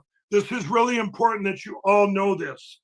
Don't be fooled by Liberty Vote and Dominion. I'm telling you that this summer, this guy that came out in the news, this GOP, this Republican Liberty Vote, he's going to call it, bought Dominion, and part of that is Dominion's going to drop all their lawsuits. Well, that's a big lie, everybody. They haven't dropped My Pillow and Mike Lindell. They are lying and lying and lying. And just 2 days ago, Emerald Robinson on Lindell TV, I believe she put out on my TV network that Dominion has deleted, or they told publicly they're going to delete all their records because they're tired of storing them. That was Discovery. That was millions of dollars I paid for Discovery, tens of millions that poured in. It's disgusting what they're doing, but don't let them fool you in the media that, oh, these machines are safe because we got a nice name to it, and a Republican now owns the company, which who knows who really owns it.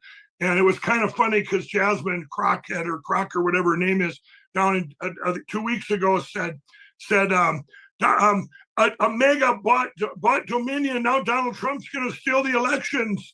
And I thought, well, you know what? Good for her. Everybody should have fear of unsecure elections. And we all know that we need to get to paper ballots and counted. So I'm very excited on what's going on. You guys all see everything going on in my home state of Minnesota, the corruption. And you guys, I always say, I'll give you all hope. Evil is greedy, and evil is greedy. And all that stuff being uncovered is actually a good thing because it's going to uncover so much more of all these illegals that are in our country. Kristi Noem came out 2 days ago and said the Somalians in Minnesota, she said 50% that they checked so far they've overstayed their visas and all this. And these people that, you know, hating our country, but yet stealing from, now who did they steal? So they steal $1 billion from all of us as taxpayers. Well, let me tell you this, everybody, who did they really steal from?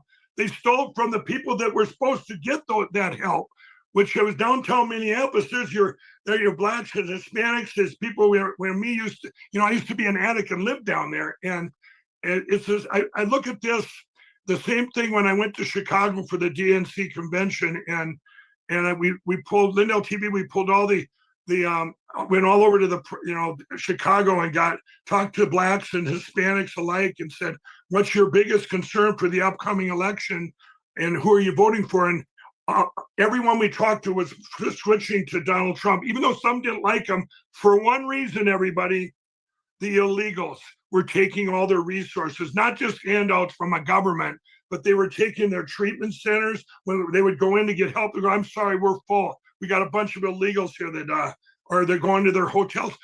Some of the time we couldn't get hotels there because the hotels were filled with the illegals. So anyway, I'm just saying all these things you're seeing right now are actually, once again, good things. You know, it's kind of like the 2020 election, which will go down in history as one of the most blessed days ever, because we wouldn't be all talking right now if it wouldn't have been for that stolen election of 2020.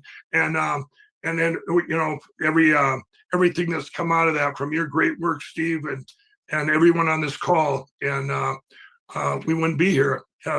We would all went to bed that night. They would have stolen it. Biden would have won. We'd all said we took God out of our country. What did we do? And we're just doing. We're the minority. This majority all wants transvestites and all this other garbage. But instead, that was a big lie. That's a 95-5 issue, if that. We all want great, you know. Now, did a nation turn its back on God? That's what Minnesota did. Minnesota turned its back on God and took God out of our schools and everything. And look what we got over there. It's a mess, but you know, it's got to be a mess before people get engaged like all of you and we get this cleaned up, and we're well on our way. But we cannot let all of our work and our great president, the stuff he's doing now, we can't let it be in vain. So everybody keep going, and God bless you all. You know, you always give the War Room all the specials. You got a special for My Pillow for my audience here. Absolutely, you guys. Go to mypillow.com. Wait, do you have a promo code, Steve? No, use yours. All right, you guys, you know what? Let's make this easy. We use promo code Mike. Then I'll know if I'll use promo code Mike today. And you guys are what I'm gonna do, you're gonna get free shipping on your entire order, and you're gonna see all the Cyber Monday and the Christmas specials there. I'll give an example what we're doing right now. We have 5 pillows. These are these little travel pillows, very little, and they have Bible things like Noah's Ark and stories on them. And so you get 5 Christmas gifts for $29.98. So less than $6 a piece, free shipping on your entire order. We're doing that free shipping. And you guys, that's a big deal. This is an exclusive. We're doing it on the War Room, and we're doing it here too. So, but you guys, we have our towels, $39.98, our 6-piece towel sets, our Giza Dream Sheet, our president's favorite, as low as $29.98, best sheets in history. We have our pillows that as low as $14.98, and you guys use that promo code Mike and get the free shipping. And just know that you guys are helping the most attacked company in history. And my employees, their employee-owned company, they've stood by and stood tall. And you guys, if you could get on Lindell TV next Thursday, December 11th. I believe it's going to be at probably 9 a.m. Central Time. The announcement will get out. But we'll talk about the government run, but we're also going to talk about MyPillow. We're still standing at the help of all of you guys to keep buying MyPillow and supporting us. And we're going to support you all with free shipping on your entire order, the best specials ever, promo code Mike. How's that, Steve? Well, it's great. And I can tell you that when I met Mike about 4 years ago, I called him up cold. And the first thing I said to him was, you have the best towels in the country. I bought them from Bloomingdale and everybody else. And he actually sent me a dozen towels, and I'm still using them 4 years later. So Right action, on. action, action. As soon as you declare for governor, let us know, and we're right behind you. And All thank you right. so much for coming on today. Happy holidays. Yep. Thanks, guys. God bless you. All right. So, Raj, you want to put up that thing? You know, we talk about myflagshirt.com. We're going to put a little video on, but if you guys go to www.theflagshirt.com, I'm going to show you something. I'm not sure, Raj, if you can put the screen on. This is the biggest thing we had after we see this. Go ahead, put that on and I'll talk about this. So let me play this flag shirt. And again, folks, just like I mentioned before, you can see the great shirt that Steve Stern and I are wearing. Fabulous gift. Doesn't matter if you're up north where I am right now. I'm in Rhode Island, and I got my whole, see how I made the Florida shirt winterized for the north. You can see that right there. So guys, fantastic gift. The nicest thing about the flag shirts is when you're wearing them, people smile. Like you go in the grocery store, they see the shirt, people smile. I don't know why that is, but it's a fact. And so either whether you're wearing a shirt like the one I'm wearing, the way Steve's wearing, or the hat. Check out his new hat there. Our model here, Steve Stern, is modeling the Put us on the full screen there. We'll There you show go. Okay. So you So got over Steve this Stern. past weekend, we sold 5,000 of these shirts and hats. It's America 250. I don't know if everybody can see it. I don't think we're on the screen. I got you on the screen. Yeah, they can see it full screen. Yeah.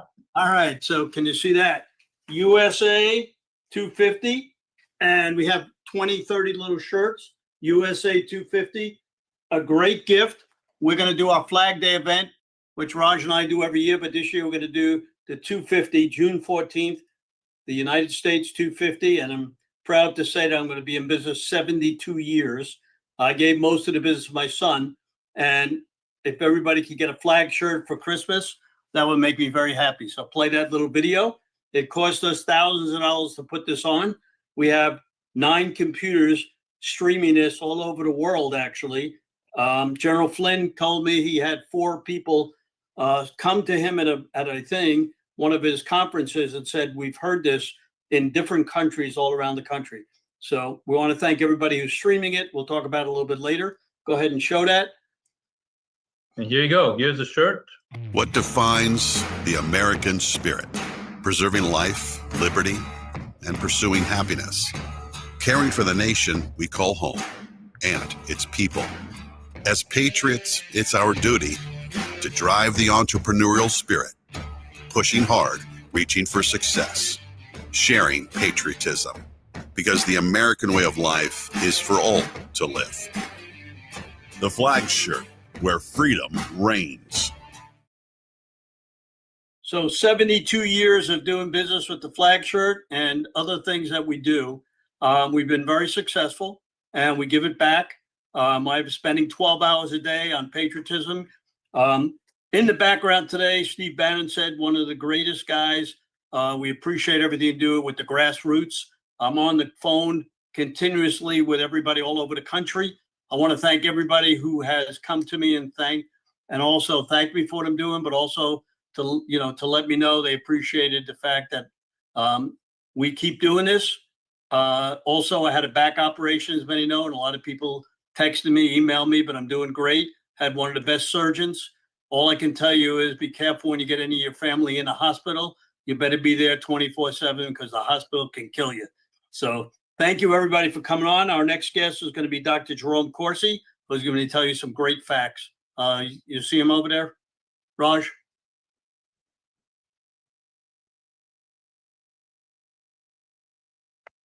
Raj, I'm right can you hear here. me? Can you Yeah. can you see me? There you go. You're on, Jerome. Great. Well, first of all, I want to thank everybody. It's been a great show so far. Number one, there's nothing more important than getting election integrity. And I want to, I've been watching some of the most recent news, some shocking things coming out about 10,000 voters in different states using the same voter ID and the same social security number. I mean, we're now seeing state after state just egregious violations. We point out in gods5stones.com of these algorithms within the state database, a board of election records, which allow the creation of these false voters that can be used in mail-in ballot schemes. And I know Donald Trump has got a million problems he's dealing with, including the Somalis, which are cheating in elections. It looks like we did very well in the Tennessee special election, but that's again another one that should have been a landslide. And I live in New Jersey. I still think the New Jersey governor election was stolen. If we do not get to eliminate mail-in ballots in this general mail-in ballot scheme, we've got to go to proof of citizenship to vote. We've got to get rid of the machines altogether and go back to paper. We've got to have proof of citizenship and voter ID to make sure only citizens vote. If we do that, the Democrats are going to lose massively in the midterms. And I'm with Peter Titkin. I think that Donald Trump is now putting the National Guard and the military in the cities in order to contain this Democratic encouraged violence. And if we need to, I think we ought to send the military, the 101st, to get Tina Peters out of a Colorado prison. The Democrats would rather hold her in prison, have her die in prison, than admit that all she wanted to do was expose election fraud. The American people are seeing through this, and the Democrats have a death spiral in terms of their appeal to Americans when they're supporting Somalis who are engaging in billion-dollar schemes aided by the vice presidential candidate for the Democrats. When you see that, Nashville Democrats would rather side with those who hate Donald Trump. Only the angry screaming on the left, supporting illegal immigrants, resisting ICE efforts to deport illegal immigrants who don't belong here. President Trump is taking strong action. He yesterday decided that all of the auto pen actions of so-called President Biden were illegal, null and void. And the next thing he has to do is issue the executive order, which is under preparation, and just take the hit that if the Democrats don't want to have fair elections and midterm elections, then this is a national security emergency. Under Article 2 powers as commander-in-chief, Donald Trump has the right and the ability to go in and have the military run the elections to make sure they're run fair. And I think Americans are sick and tired of seeing this country sold out to illegal immigrants who are committing vicious crimes in cities supported by the Democrats when the Democrats have gone beyond being merely a communist party, but to becoming a communist Muslim party that absolutely rejects America. And if we're on the verge of a civil war, let's get legitimate elections like Donald Trump has promised. He's going to do it. It'll take a brave action, but I think the MAGA movement is willing to support whatever Donald Trump needs to do to make sure that in the 2026 election, the Democrats don't steal the House and Senate again. Okay, what else you got? Anything else? Anything on the Well, EO or President The Trump? EO is coming out. It's again internally within these departments and even in the White House, you've got resistance because the resistance elements have not been completely eliminated, including in the Justice Department. Those who are loyal to Obama and Biden and to the anti-American way of thinking are still there. But what President Trump has made clear is the executive order is under preparation. The President Trump has now hired people within the White House whose job it is almost daily to get information out about how the 2020 election was stolen and how our election records are corrupt beyond repair. And these fixes needed to be taken. There's actually a team within the White House working actively to set the stage for the executive order to be issued. And I think it can be issued any day now. But I think the military is going to play an increasing role, and it may take the military to get Tina Peters out before the Democrats, one way or the other, cause her to lose her life to support the principles that she wanted fair elections. Tina Peters, I think, is right now the litmus test is whether the Democratic Party has any legitimacy to be a political party in the United States. I think the Democratic Party has lost its way and its mind and its soul and its determination to see Tina Peters die in prison rather than to have fair elections. Thank you very much. I want you to have a great holiday. I want to thank some of the people that are streaming us, helping us, putting it on every channel possible. I want to thank Robin Sachs in Maryland. She always is there for me. She's come down to Trump International to talk about it. Dan Smirligio, who has moved from Maine to Ohio, one of my biggest fans. He's in 58 countries for us. Raj Biajami, who's on us, and my co-host, who does a phenomenal job of getting this out. Also would like to tell you, if you go to sstern1054gmail.com and you have a podcaster that you would like to stream this, very important because the 17th coming up, I've worked all weekend to get top people, Kerry Lake, Wayne Root, Stefano from the Young Republicans, Marley Hornick, Kimberly Fletcher, Laura Logan, Steve Gillen, Rachel Hoach, Gary Thompson, Conrad, Cleta Mitchell will lead this off, and many, many others. So it's going to be a long time, but they're going to be giving you other stuff. So go to sstern1054gmail.com. We'll send you a link. Next up is one of my favorite people in the country, Linda Sinkowitz, fightvoterfraud.org. She and I work together. She's on OBBM Network, which OBM Network streams us all over the country. And she has her own show on OBM Network. And she is one of the leading election security people in this country. Come on down, Lynn. Oh, thank you so much, Steve. You and Raj, both of you, for putting this on. Now, there's so many amazing people that you always have on. And even when I think I know just about everything that's going on, somebody always gives me additional information to look into.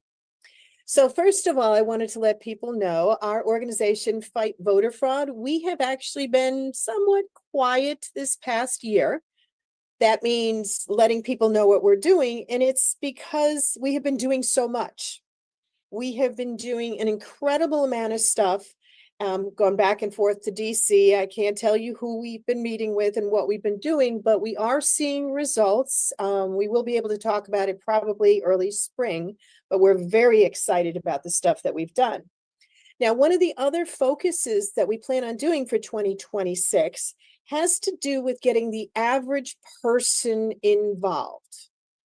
getting right down to the nitty gritty of the person who lives on a particular street and getting them to just check to see who's registered on their street, because they know who's moved, they know who's died.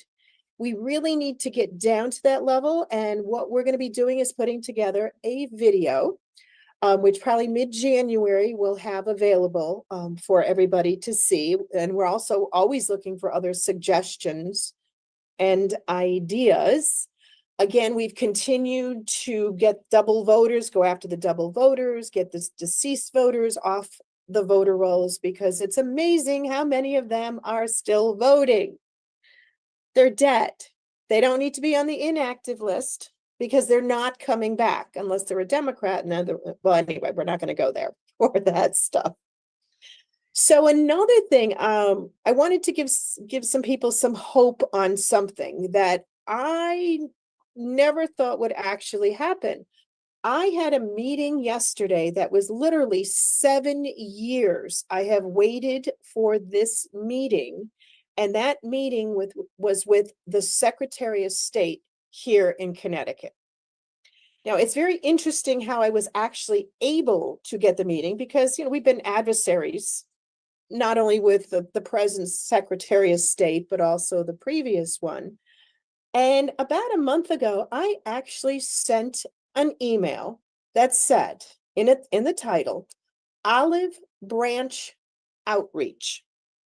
I said I wanted to meet with her in person because I had some ideas and suggestions on election integrity here in the state of Connecticut.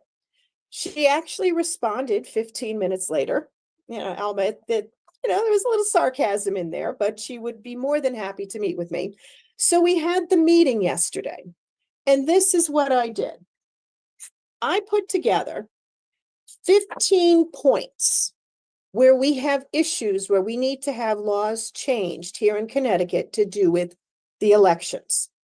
But I not only put the points that we have issues with, I offered solutions to every single one of them.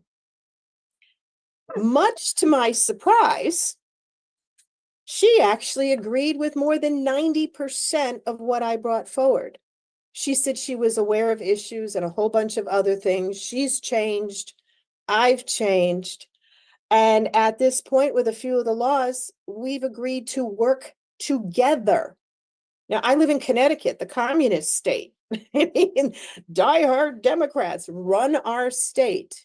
I actually have our Secretary of State who has agreed to work together.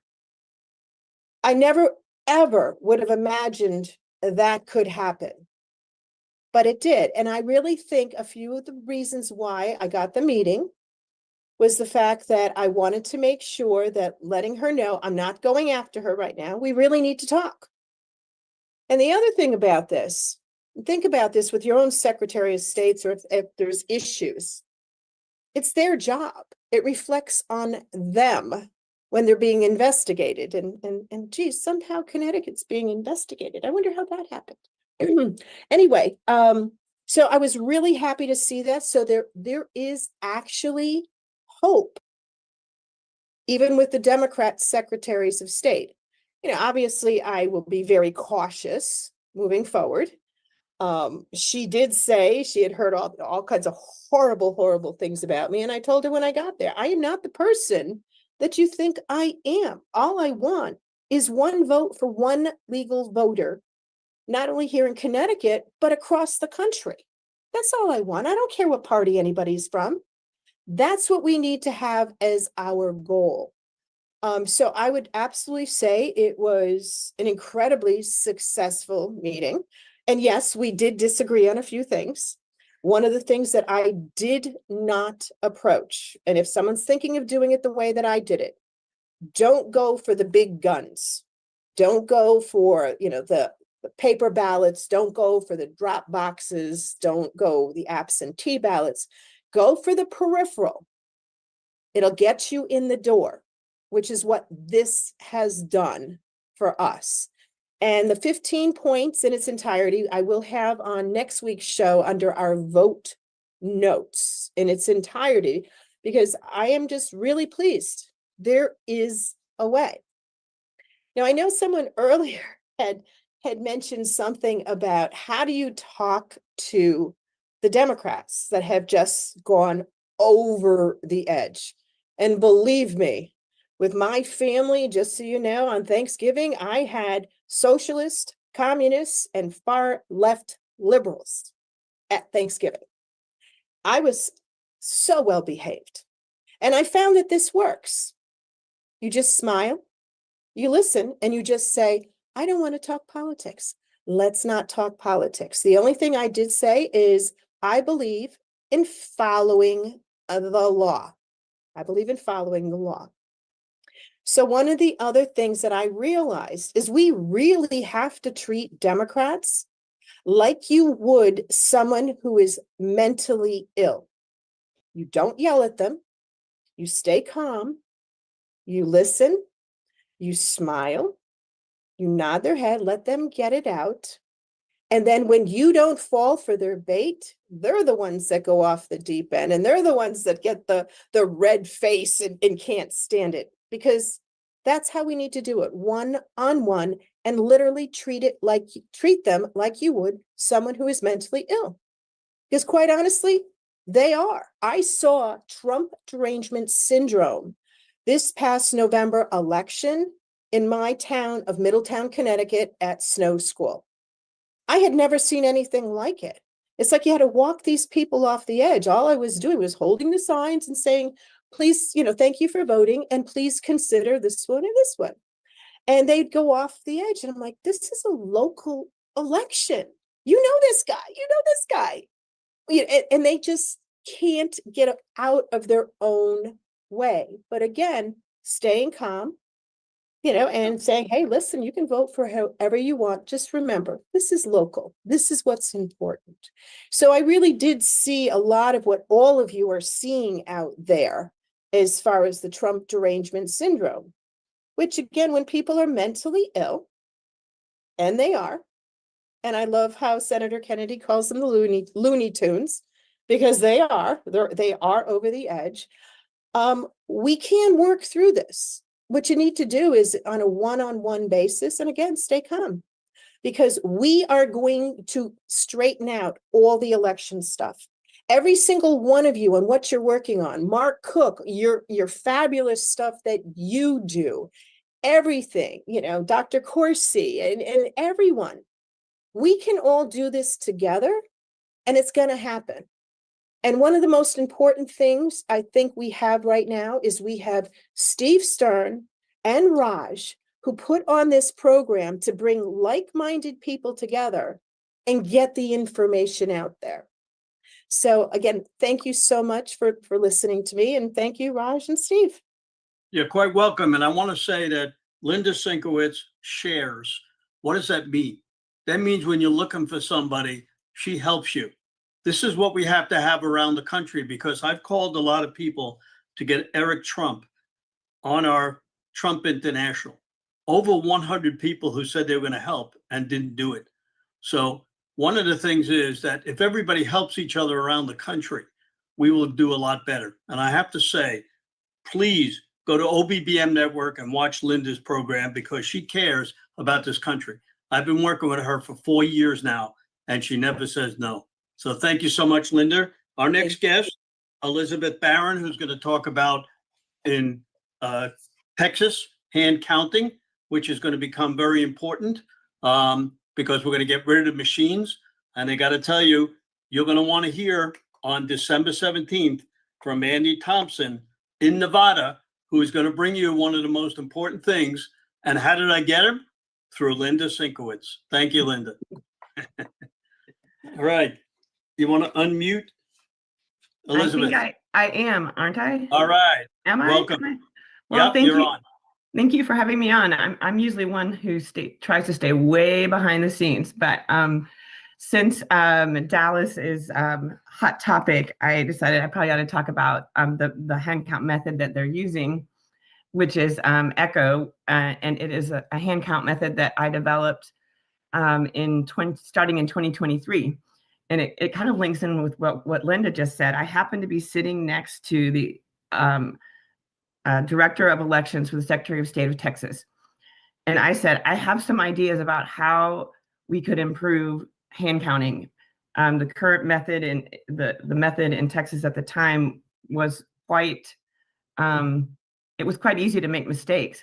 And so she said, well, sure, bring them on. And so that started a series of conversations that led to us being able to now we count ballots race by race versus one full ballot at a time. So it's actually much faster, and it allows people to focus on one specific area of the ballot or one specific area of the tally sheet.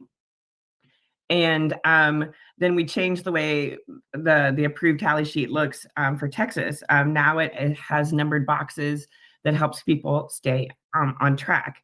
And so we worked with the Secretary of State to come up with this approved method and an approved tally sheet.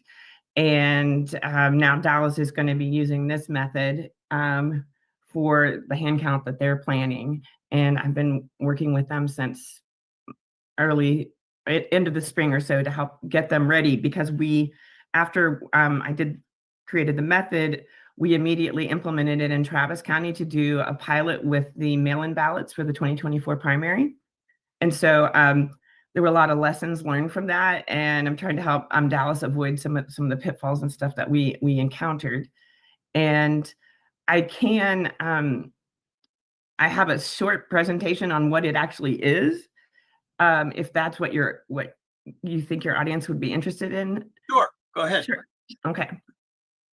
So let me share my screen. Okay.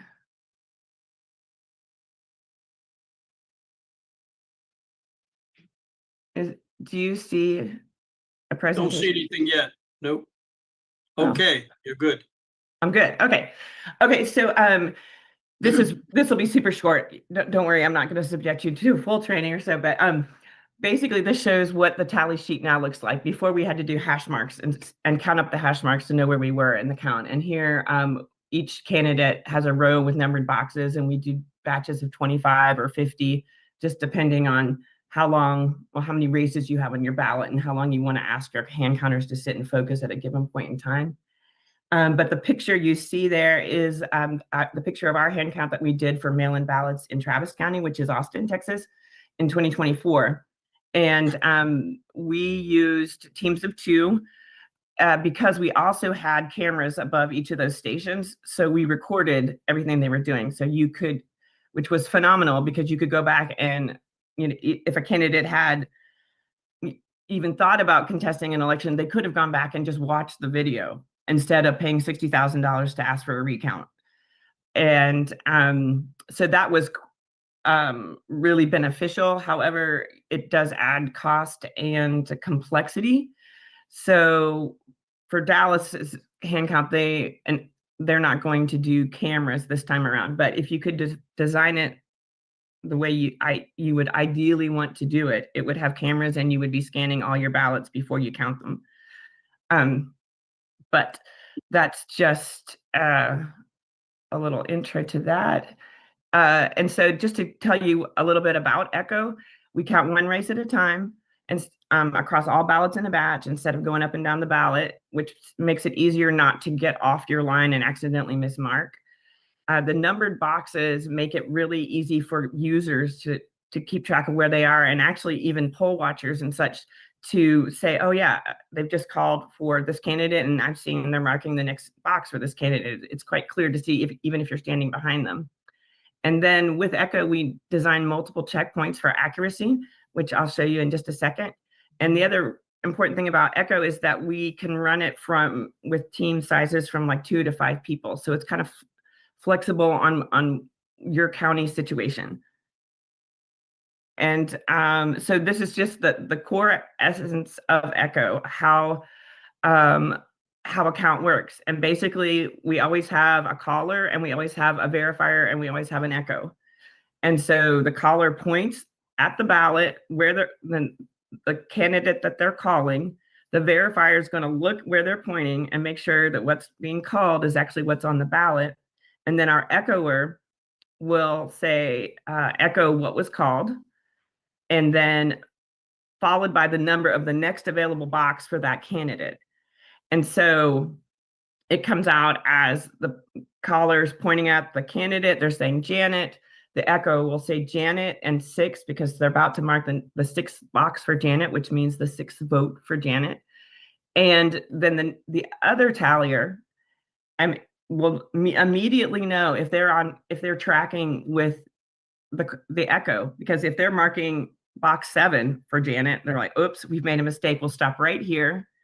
And we'll figure out if we can determine what the issue was and correct it. If not, we have to recount, but we're only 10 votes into our batch. So we try to catch the error at the earliest point possible. And so these are just the functions where they talked about tallying. And then there was a reconciliation process too at the end where we make sure that all of the votes in a race add up to the total number of ballots in the batch. And that will help you catch any potential errors as well.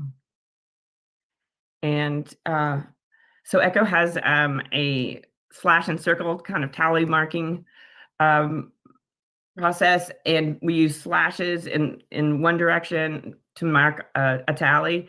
We circle it if by chance you made a mistake, and then you put an X, a slash in the opposite direction to create an X to say that, hey, I ended up using this later when something was called. And this just shows the possibilities of team sizes, and the difference between team sizes is really just how many functions you ask a counter to do. So with our two-person teams, the caller called, the echo verified, and then echoed, and then both the caller and the echo marked tally sheets. As you have more people on your team, they can be doing fewer functions. However, as you get more people on your team, that also gives more people a little bit of downtime for their mind to wander. So Dallas is actually going with the 3-person team, which they've tested all different sizes and decided that was the most effective for them. And so this is one thing that is quite important to me. After having run the hand count in Travis County, there was a big push, and we got hand counting approved, and everyone was excited, and we thought, oh, we're 90% of the way there. And then was the planning and implementation that I don't think anybody was quite prepared for, how it's complex it was, and everything had not totally been thought through. And of course, we got our approval to do the hand count 2 months before the election. So everything was on a very tight schedule. So we went back and we kind of wrote our lessons learned and how we would have structured ourselves if we'd had time to do so and knew what we were getting into beforehand. And so this is the structure that we recommended to Dallas, and it's essentially how they formed their steering committee. And so when I talk to people about hand counting, I want to stress the importance of the planning and implementation, and thinking about the different functions you're going to need to get you to the hand count and through the hand count. And all of this is actually on our website, Count with Echo, and we're adding to it regularly, but it will give you an idea of what Echo is. There's a video you can watch to see how it all works together, but then there's some resources on how to get started, and some other resources just about hand counting in general. And so we're just one group of many people that are working on hand counting solutions, and this particular one came about because the existing process was difficult in Texas, or it wasn't super, yeah, it was difficult. Anyway, and we needed something immediately that was 100% already able to be approved and used immediately. But I did want to point out there's several other good methods that may be better for one state or another, depending on what your rules are. And so like Cause of America has a page on hand counts that has a bunch of people linked to that. I think Mark Cook, yours is on there too, right? But if not, if he's not on Cause of America, Mark Cook is also involved with a great method that they used in Arizona, I believe. And there's another one called Gold Standard Hand Counting. That's also a good thing to look at and kind of see what might work best for your state. And the last thing I wanted to say is that I think Mark mentioned, that people are barely involved in elections anymore. It's so far, it's been taken so far from the average person. And what we encountered in Travis County is I had more people volunteer than I could use, and people were getting very upset that I couldn't schedule them. And B, they were so incredibly excited to just be a part of something again. In fact, it gives me chill bumps to talk about it, but people were so incredibly excited, and it was much more than I even expected, the response. And people said, even, after long periods of time counting and stuff, they said, we'd do it all again, So it's a complicated thing to organize and implement, and it definitely takes some time and some people. But there is a lot of interest in being involved again and having something that's just verifiable. And the last thing I will say too is that we actually had a group of Democrats run part of our batching process, because they had been involved in the early 2000s trying to get people to listen to them about election integrity and the machines. And no one, not Democrats or Republicans, paid attention. And when they heard about the hand count, they were thrilled that somebody was finally doing something. And so they actually, a group of them joined the hand count effort and helped us with big chunks of our work. So that was pretty incredible too. Thank you very much, Elizabeth. We appreciate it. We got your time is up. Okay, sorry about that. Yep. And just to let you know, everybody, one person bought 50 of these hats for his company and said he's going to give them out for Christmas. So we thank you very much from the flag shirt. Our next person up is Sarah Vieira, founder of the Rhode Island Fair Election and Education Department. Hi, thank you so much for having me on. Someone's still sharing their screen. Yeah, you want to unshare Yeah, your I tried to screen? get back to my where you guys are. So sorry. Let's see. Here you go. Oh. Okay, Sarah, back you're up. Okay. Thank you so much for having me on today and letting me represent Little Rhody. We are the smallest state. It takes about 45 minutes to get through us, but we are a mighty state. And what's exciting about what's happening in Rhode Island, we've been under one-party rule for 90 so years. And it's exciting right now because people are finally waking up and banding together. So I did want to have spread a little bit of hope too, that, these blue states, they're not represented very well. And I think people are seeing that with everything happening and going on. And especially with the DOJ coming lately and suing our state for our voter rolls, it's been a wake-up call, I think, for a lot of Rhode Islanders. So I just wanted to start with that. But our group has been really busy the last 4 years. We collaborated back in 2021. I just want to say I'm just a mom. I never wanted to do this. I had 3 kids in school at the time when the schools were shut down, and I had a lot of questions. And I was one of those moms going to the school committee meetings, asking questions. And I'm also a speech therapist. So I worked in the public schools at the time as well. And I was also trying to advocate for my kiddos on my caseload, because how am I supposed to do speech therapy wearing a mask? And they're wearing a mask. So anyway, 2020 happened. And I realized, wow, this is a lot bigger than just my school committee meetings. There's something going on with our elections. I started asking questions. I met a great group of people that were also asking questions. And I got started with these wonderful volunteers in the Conservative Caucus in Rhode Island, if you can believe that or not. And I didn't know what a public records request was, and that's where my journey began. I started asking questions using a public records request. It's a powerful tool. And I started getting some answers that still didn't make sense. And then we started canvassing our local communities for voter rolls. What other people have heard talk about that already today. And there were a lot of inconsistencies, a lot of anomalies that didn't make sense. Again, I would ask questions and no one would respond to me.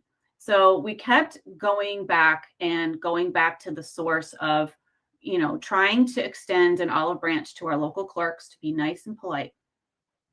But also trying to get transparency and accuracy.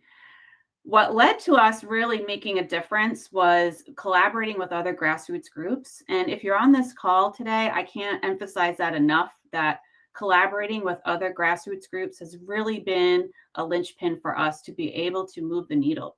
We were able to meet with, because we are a small state, doesn't take us very long to get to other places.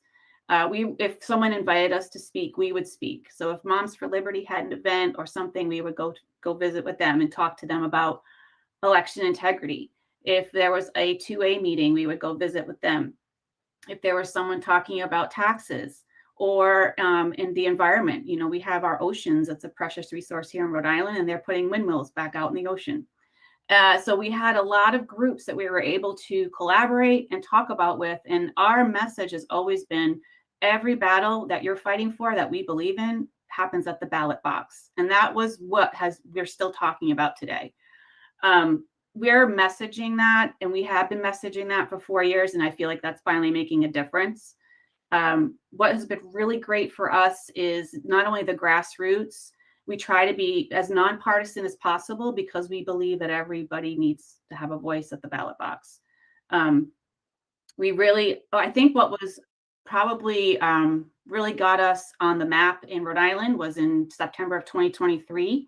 We were able to have Ivan Ranklin and General Michael Flynn come do an event at our small state. General Michael Flynn is from Rhode Island, so we were able to get him to do a great event for us. And I think that helped put a punch in the arm for people in 2023 to get them involved and ready for the 2024 elections. Getting poll working, poll watching, poll observing, that we did a lot of educating. And that's where we started turning from just grassroots to really educating the public. And then, so we collaborated, we educated the public on what these roles meant, because no one knew what those things meant. So we had classes out in the community, free events. If you want us to come talk, we're going to come talk, but we're going to try to get you off the couch. And again, we talked about, okay, you don't want to do this, you don't want to come out and talk with me, that's fine, but maybe do some poll working, do some poll watching. Let's find something for you to do. Maybe you can help a candidate that's like-minded. Those are the things that we always try to hit home with and get people signed up and ready to do. The final thing that's really kept us busy this past year for 2025 is we were involved in a New England Summit this past month in Worcester, Massachusetts. We were able to collaborate again and educate new people coming on, looking for something to do for the new election year in Worcester. We were able to get New York and New Jersey to come as well. We had some really great speakers. We had Cleta Mitchell come. We had, I think sometimes he might be on this call, but Fani Montravati came to talk about voter rolls and Check My Vote. So it was a fabulous event. We talked about, the dangers of ranked choice voting. Maine has ranked choice voting. We talked about that, the dangers of that. How can we message that? And we had almost 100 people come to the event. And I think people felt energized and ready to get ready for the 2025 season. So our focus now in 2026 is going to be continuing to engage, collaborate, and educate. So engage the people that are coming in, collaborate with other groups, and educate. So we're also educating with classes, showing people how to get involved, but also educating our legislation as well. So our legislators, we have tried to meet with them, and they're actually wanting to meet with us now, which is how that tide has turned. And instead of them putting us at a arm's distance away, they're asking us for assistance on how to help them with legislation. That has been a big coup for us. We have tried to get we are grassroots, we are volunteers, but we feel like we have the data and the experience to be able now say that we, for instance, don't have voter ID for mail ballots. Why can't we have that? Let's talk about that. Let's see if we can pass that in legislation. And that's where we were able to meet in the middle, and we're able to meet with legislators from on the other side of the aisle as well, which is equally as important. And I can't say that enough, that everyone deserves to have transparent and fair elections, but we really need to work on the process and educating our legislators too that are in office on why we're having these holes in our legislation. So very busy in Rhode Island, very small state. We are a mighty state, blue state, but we are trying to make some waves, pardon my pun, on how to get people involved. So my biggest take home for anybody that's on this call is to please get involved. You can get involved in any way. I'm a mom, I have 3 kids and I work full time, but I can somehow find a way to get involved locally. So find a coalition in your state and try to figure out how you can get your neighbor involved with you, maybe a church member, someone else that might be thinking, something might be wrong. I want to try to get involved in this. Have those conversations. People are more than willing to talk these days. So thank you again for having me on, Steve and Raj. I really do quite appreciate welcome. it. You're quite welcome. Hey, And so, just before we let Sarah go, I just wanted to shout out Sarah's part of what did she say? The mighty Rhode Island. Is that what she said? So I'm actually in Rhode Island right now, and Sarah has a phenomenal team here. Very quickly, they have mobilized volunteers from across the state. She's doing phenomenal work with Cleta Mitchell, who's on our call frequently, another big leader here. And things are changing in Rhode Island, and that is because we're getting some very strong candidates. A slate of candidates is emerging, and these candidates are working very, very closely with grassroots groups like the one Sarah represents. So I want to just publicly thank you, Sarah, for the professional work you've done in bringing people together, mobilizing people to help us get what needs to get done in Rhode Island. So thank you, Sarah. Back to you, Steve. so Alan Myers, you all know him from Rhode Island. One of my favorite guys. He's great. He's the chair of chairs, did a phenomenal job, and we always talk about Rhode Island. So in our event here today, we can't do this without podcasters streaming this, and we always try to have a podcaster on. Today, we're going to have Scott McKay on, who I've known for a long time. He's out of Texas, and we try to get more people and more podcasters. So if you know anybody in Texas who's a podcaster, please send them to me, because the only one I know is Scott McKay, and we got to have more podcasters in Texas. So see if you can find him, Raj. Let's get him on. Stand by, checking for Scott. Okay, see Scott. Scott, go ahead and unmute. Go ahead and unmute, Scott. How are you, sir? Great, excellent. Go ahead. Over to you, Scott. Yeah, is there a question, or is there a narrative you'd like me to focus on? Oh, just tell them, a little bit about your podcast, and if anybody can, how they view it. And, I know you for a long time. You do a great job. So we appreciate it. So let's talk about it. If you know any other podcasters in Texas, certainly, we'd like to see them. Yeah, most people know the Patriot Street Fighter. If they know me, the Patriot Street Fighter podcast is what they associate it with. And I do know podcasters in Texas. Mike Adams is here. Some of the other guys like Del Bigtree. These guys are down in the Austin area. They're focused on other things. Mike Adams might be the guy that would be focused. Would focus on the election or even election integrity, because he seems to dial into all the issues that are the greatest weapons of the enemy. Mike is certainly one of the most vocal voices on anything that just is unbecoming inside our borders of the republic. So yeah, that's what I have to say about those two things. Is there anything? I haven't been to this before, so I don't really know your format. Well, we did a good job. We wanted to get you on. We got another podcast that wanted to say a few words. So if you don't mind, we'll get him on. Jonathan Alexander, we got a few minutes for you. You want to come on? See if you can find him on. I see him on there. Great guy. I was on the show the other day. Jonathan, you want to unmute? Raj, you want to unmute, Jonathan? Go ahead and unmute. Okay, I'm here. Can you guys hear me all right? Little louder. Can you hear me okay now, Steve? Raj, can you hear him? Yes, we can hear you, but you're very far from the microphone, but we can hear you. Yeah, sorry about that. So I'm with Your News Arizona out here in Arizona, in Kingman, Arizona. I want to thank all my broadcasters for listening in today. It's very important for all you guys out there to get involved. This is vital for this country. And what Steve Stern has put on here today is amazing. I appreciate all the hard work you've done as well, Steve. God bless you for everything. And just want to say God bless you as well, Scott McKay, for all the work you've been doing out there as well, sir.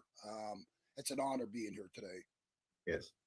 Thank you very much. All right, we're going to close here with Jonathan Goodman. He got cut off. Jonathan, you want to come on for 5 minutes, and then we got to close down. Jonathan is great on mail-in ballots. We've worked together here for the last couple of years. Jonathan, you want to talk about why we don't want mail-in ballots? You've never called me Jonathan in my entire life, Steve. All right. You got 5 minutes, and we got to close down. All right. So I was telling everyone that there is an executive order coming. I thought it would be out sooner, but like Dr. Corsi said, things take time, and you have to remember that this executive order is a huge executive order that affects 156 million registered voters, regardless of party. So it's very important. So people say to me, well, it's just going to get shot down by a radical left-wing judge. And the reason why I'm saying that is not the case here. Well, number one, I'm not going to go into the details of the EO. I will leave that up to President Trump, Dr. Corsi, and Peter Tickton. But I will say that the executive order has teeth, enforcement, and penalties. I will say that. So the bottom line is, why will it hold up? And this is why. 2 reasons. Number one, there is a Supreme Court decision in 1995 in a case called Term Limits versus Thornton. And I would urge everyone to look at that. This is out of Arkansas, where an incumbent Republican, an incumbent Republican was suing Arkansas over them making term limits. And this is the Supreme Court's decision on the power of states when it comes to candidates and elections. This is the Supreme Court, 1995. I think Raj has the actual slide available up there. Do you have it, Raj? Yes, it's on screen. Okay. So can you blow that up just a little bit? Because I'm old. Stand by. Okay. Well, anyway, as you do that, this is very, very crucial to this executive order holding, because it says, as you see, that the court distinguishes state laws cannot go beyond protection of the integrity and regularity of the election process, and instead operate to disadvantage a certain class of candidates. That's number one. This is a Supreme Court decision from 1995. Then it goes on to say that the framers understood the state's powers as a grant of authority for procedural regulations, and not as a source of power to dictate electoral outcomes, favor or disfavor a certain class of candidates, or evade constitutional restraints. So the Democrats very well may get some appellate judge to put an injunction on this. But think about this, everyone. When it gets to the Supreme Court, does anyone think that this Supreme Court is going to overrule the 1995 Supreme Court? We think it's unlikely. On top of that, just another minute or two is all I need, Steve, because I'm getting to the point. This 5-4 decision that I just read you from the Supreme Court in 1995 was a 5-4 Democrat majority Supreme Court. Souter, Stevens, Ruth Bader Ginsburg, the Democrat SCOTUS Supreme Court said the states cannot go past procedural. So when the states opened up their whole arsenal to mail-in ballots, they did away with absentee ballot, which has been used for 250 years, right? For people that just elderly, hospice, overseas military, so on and so forth. So they changed a 250-year-old voting system when the states, 37 out of 50, said the heck with absentee. We're just opening it all up. There's no such thing as mail-in ballots, everyone. It's not in the Constitution. It's not in the 1965 Voting Act. It was the name given to how we had to vote in 2020. We all had to mail in our ballots. That's how the name mail-in ballots was born. There is no such thing. They're illegal. They're not in any laws. So this is not as complicated of an executive order as some of you may think. And that is my presentation. And I thank you for the time, Steve. I did as best I could at the last minute. Thank you, You everyone. got it. All right. Raj, you want to close it down? Want to let everybody know if you could put up that Christmas, December 17th. It's going to be at 1 o'clock instead of 2 o'clock. We need all the podcasters. Somebody just texted me. They got 5 new podcasters in Texas. If you've got them in any other state, we certainly would like to have them, because the more people that put this on.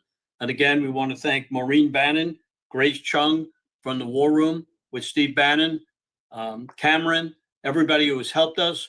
They've gotten thousands and thousands of people to listen. You see our little Santa Claus.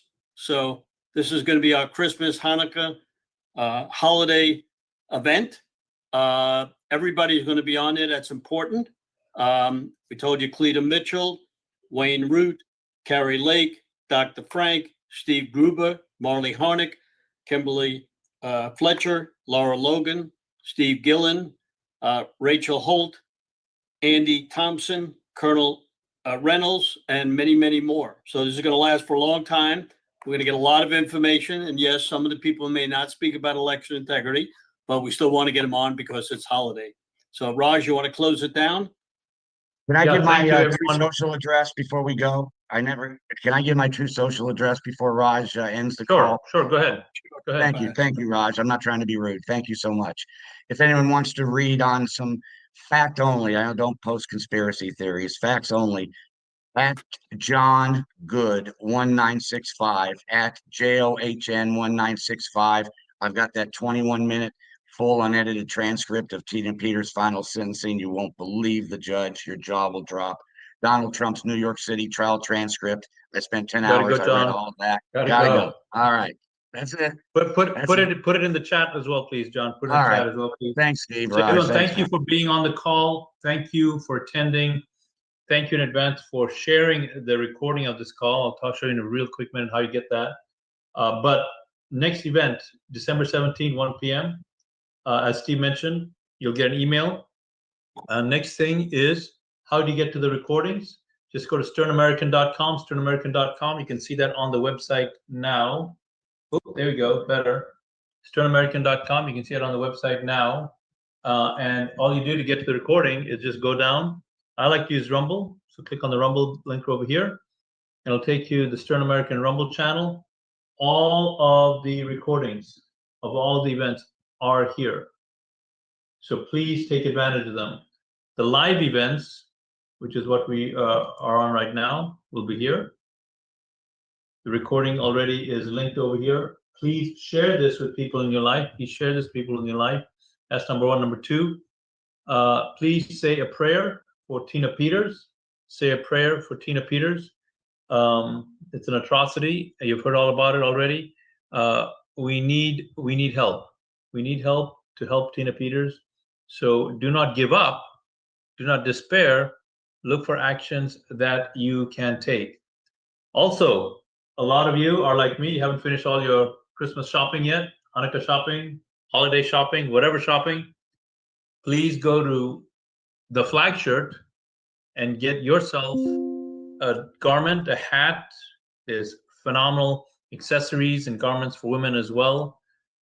Put it on, wear it, and you will literally be spreading joy. Why? Because when people see you wearing this shirt, rolling into the grocery store, they literally smile. It's phenomenal. You got to experience it for yourself. So we want to thank the whole team for putting this together. We want to thank Stern American. We want to thank Defend Florida. We want to thank all organizations that participate in this, and we want to thank you especially for being on this call. If you'd like to be added to the mailing list and you are not receiving our emails, just text the word elections. Text word elections to 91776. Text word elections to 91776. All right, friends, have a good night. Steve, we're glad that you're back in the cockpit after your procedure. You're looking great. You're looking very fantastic, and look forward to the next couple of months. All right.